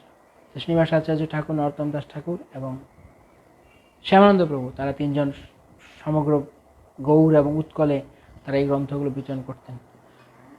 তো এভাবে বিভিন্নভাবে তারা গৌড়ীয় বৈষ্ণব জগতে অত্যন্ত মহান ভূমিকা রেখেছেন। তো যাই হোক, যেটি আমরা প্রথমে বলছিলাম যে শ্রীনিবাস আচার্যের কথা বিশাল, আমরা অল্পতে আমরা যা পড়লাম কিছুই না, তার প্রায় 1 সপ্তাহব্যাপী তার কথা বলা যায়, এত কথা রয়েছে শ্রীনিবাস আচার্য। আজকে একই সঙ্গে মাধবেন্দ্র পরিপাদের আবির্ভাব তিথি। নিত্যানন্দ প্রভু যখন তীর্থ পরিক্রমা করছিলেন তখন তিনি পশ্চিম দেশে তিনি এই পশ্চিম দেশ মানে ভারতের পশ্চিম দিকে তিনি মাধবেন্দ্র পরিপাদের সঙ্গে তার দেখা হয়েছে। তখন মাধবেন্দ্র পুরীতে তিনি ঈশ্বরপুরী, রঙ্গপুরী, ব্রহ্মানন্দ ইত্যাদি সমস্ত শিষ্যবর্গ সহ পরিবৃত ছিলেন। সেখানে গিয়ে নিত্যানন্দ প্রভুকে যখন মাধবেন্দ্র পরিপাদ দর্শন করেছেন তখন তাদের দুজনের মাঝখানে যে প্রেম লীলা হয়েছিল, একজন আরেকজনকে দেখে যে কৃষ্ণ প্রেমের, কৃষ্ণ বিরহে তারা যা ভাবে বিকারগ্রস্ত, সেই যে অদ্ভুত বর্ণনা রয়েছে সেগুলো, একজন আরেকজনকে আলিঙ্গন করে, তখন মাধবেন্দ্র পরিপাদ বুঝতে পেরেছেন নিত্যানন্দ প্রভু সাধারণ কেউ নন, ভগবান ছাড়া কেউ এরকম প্রেমে ক্রন্দন করতে পারে না।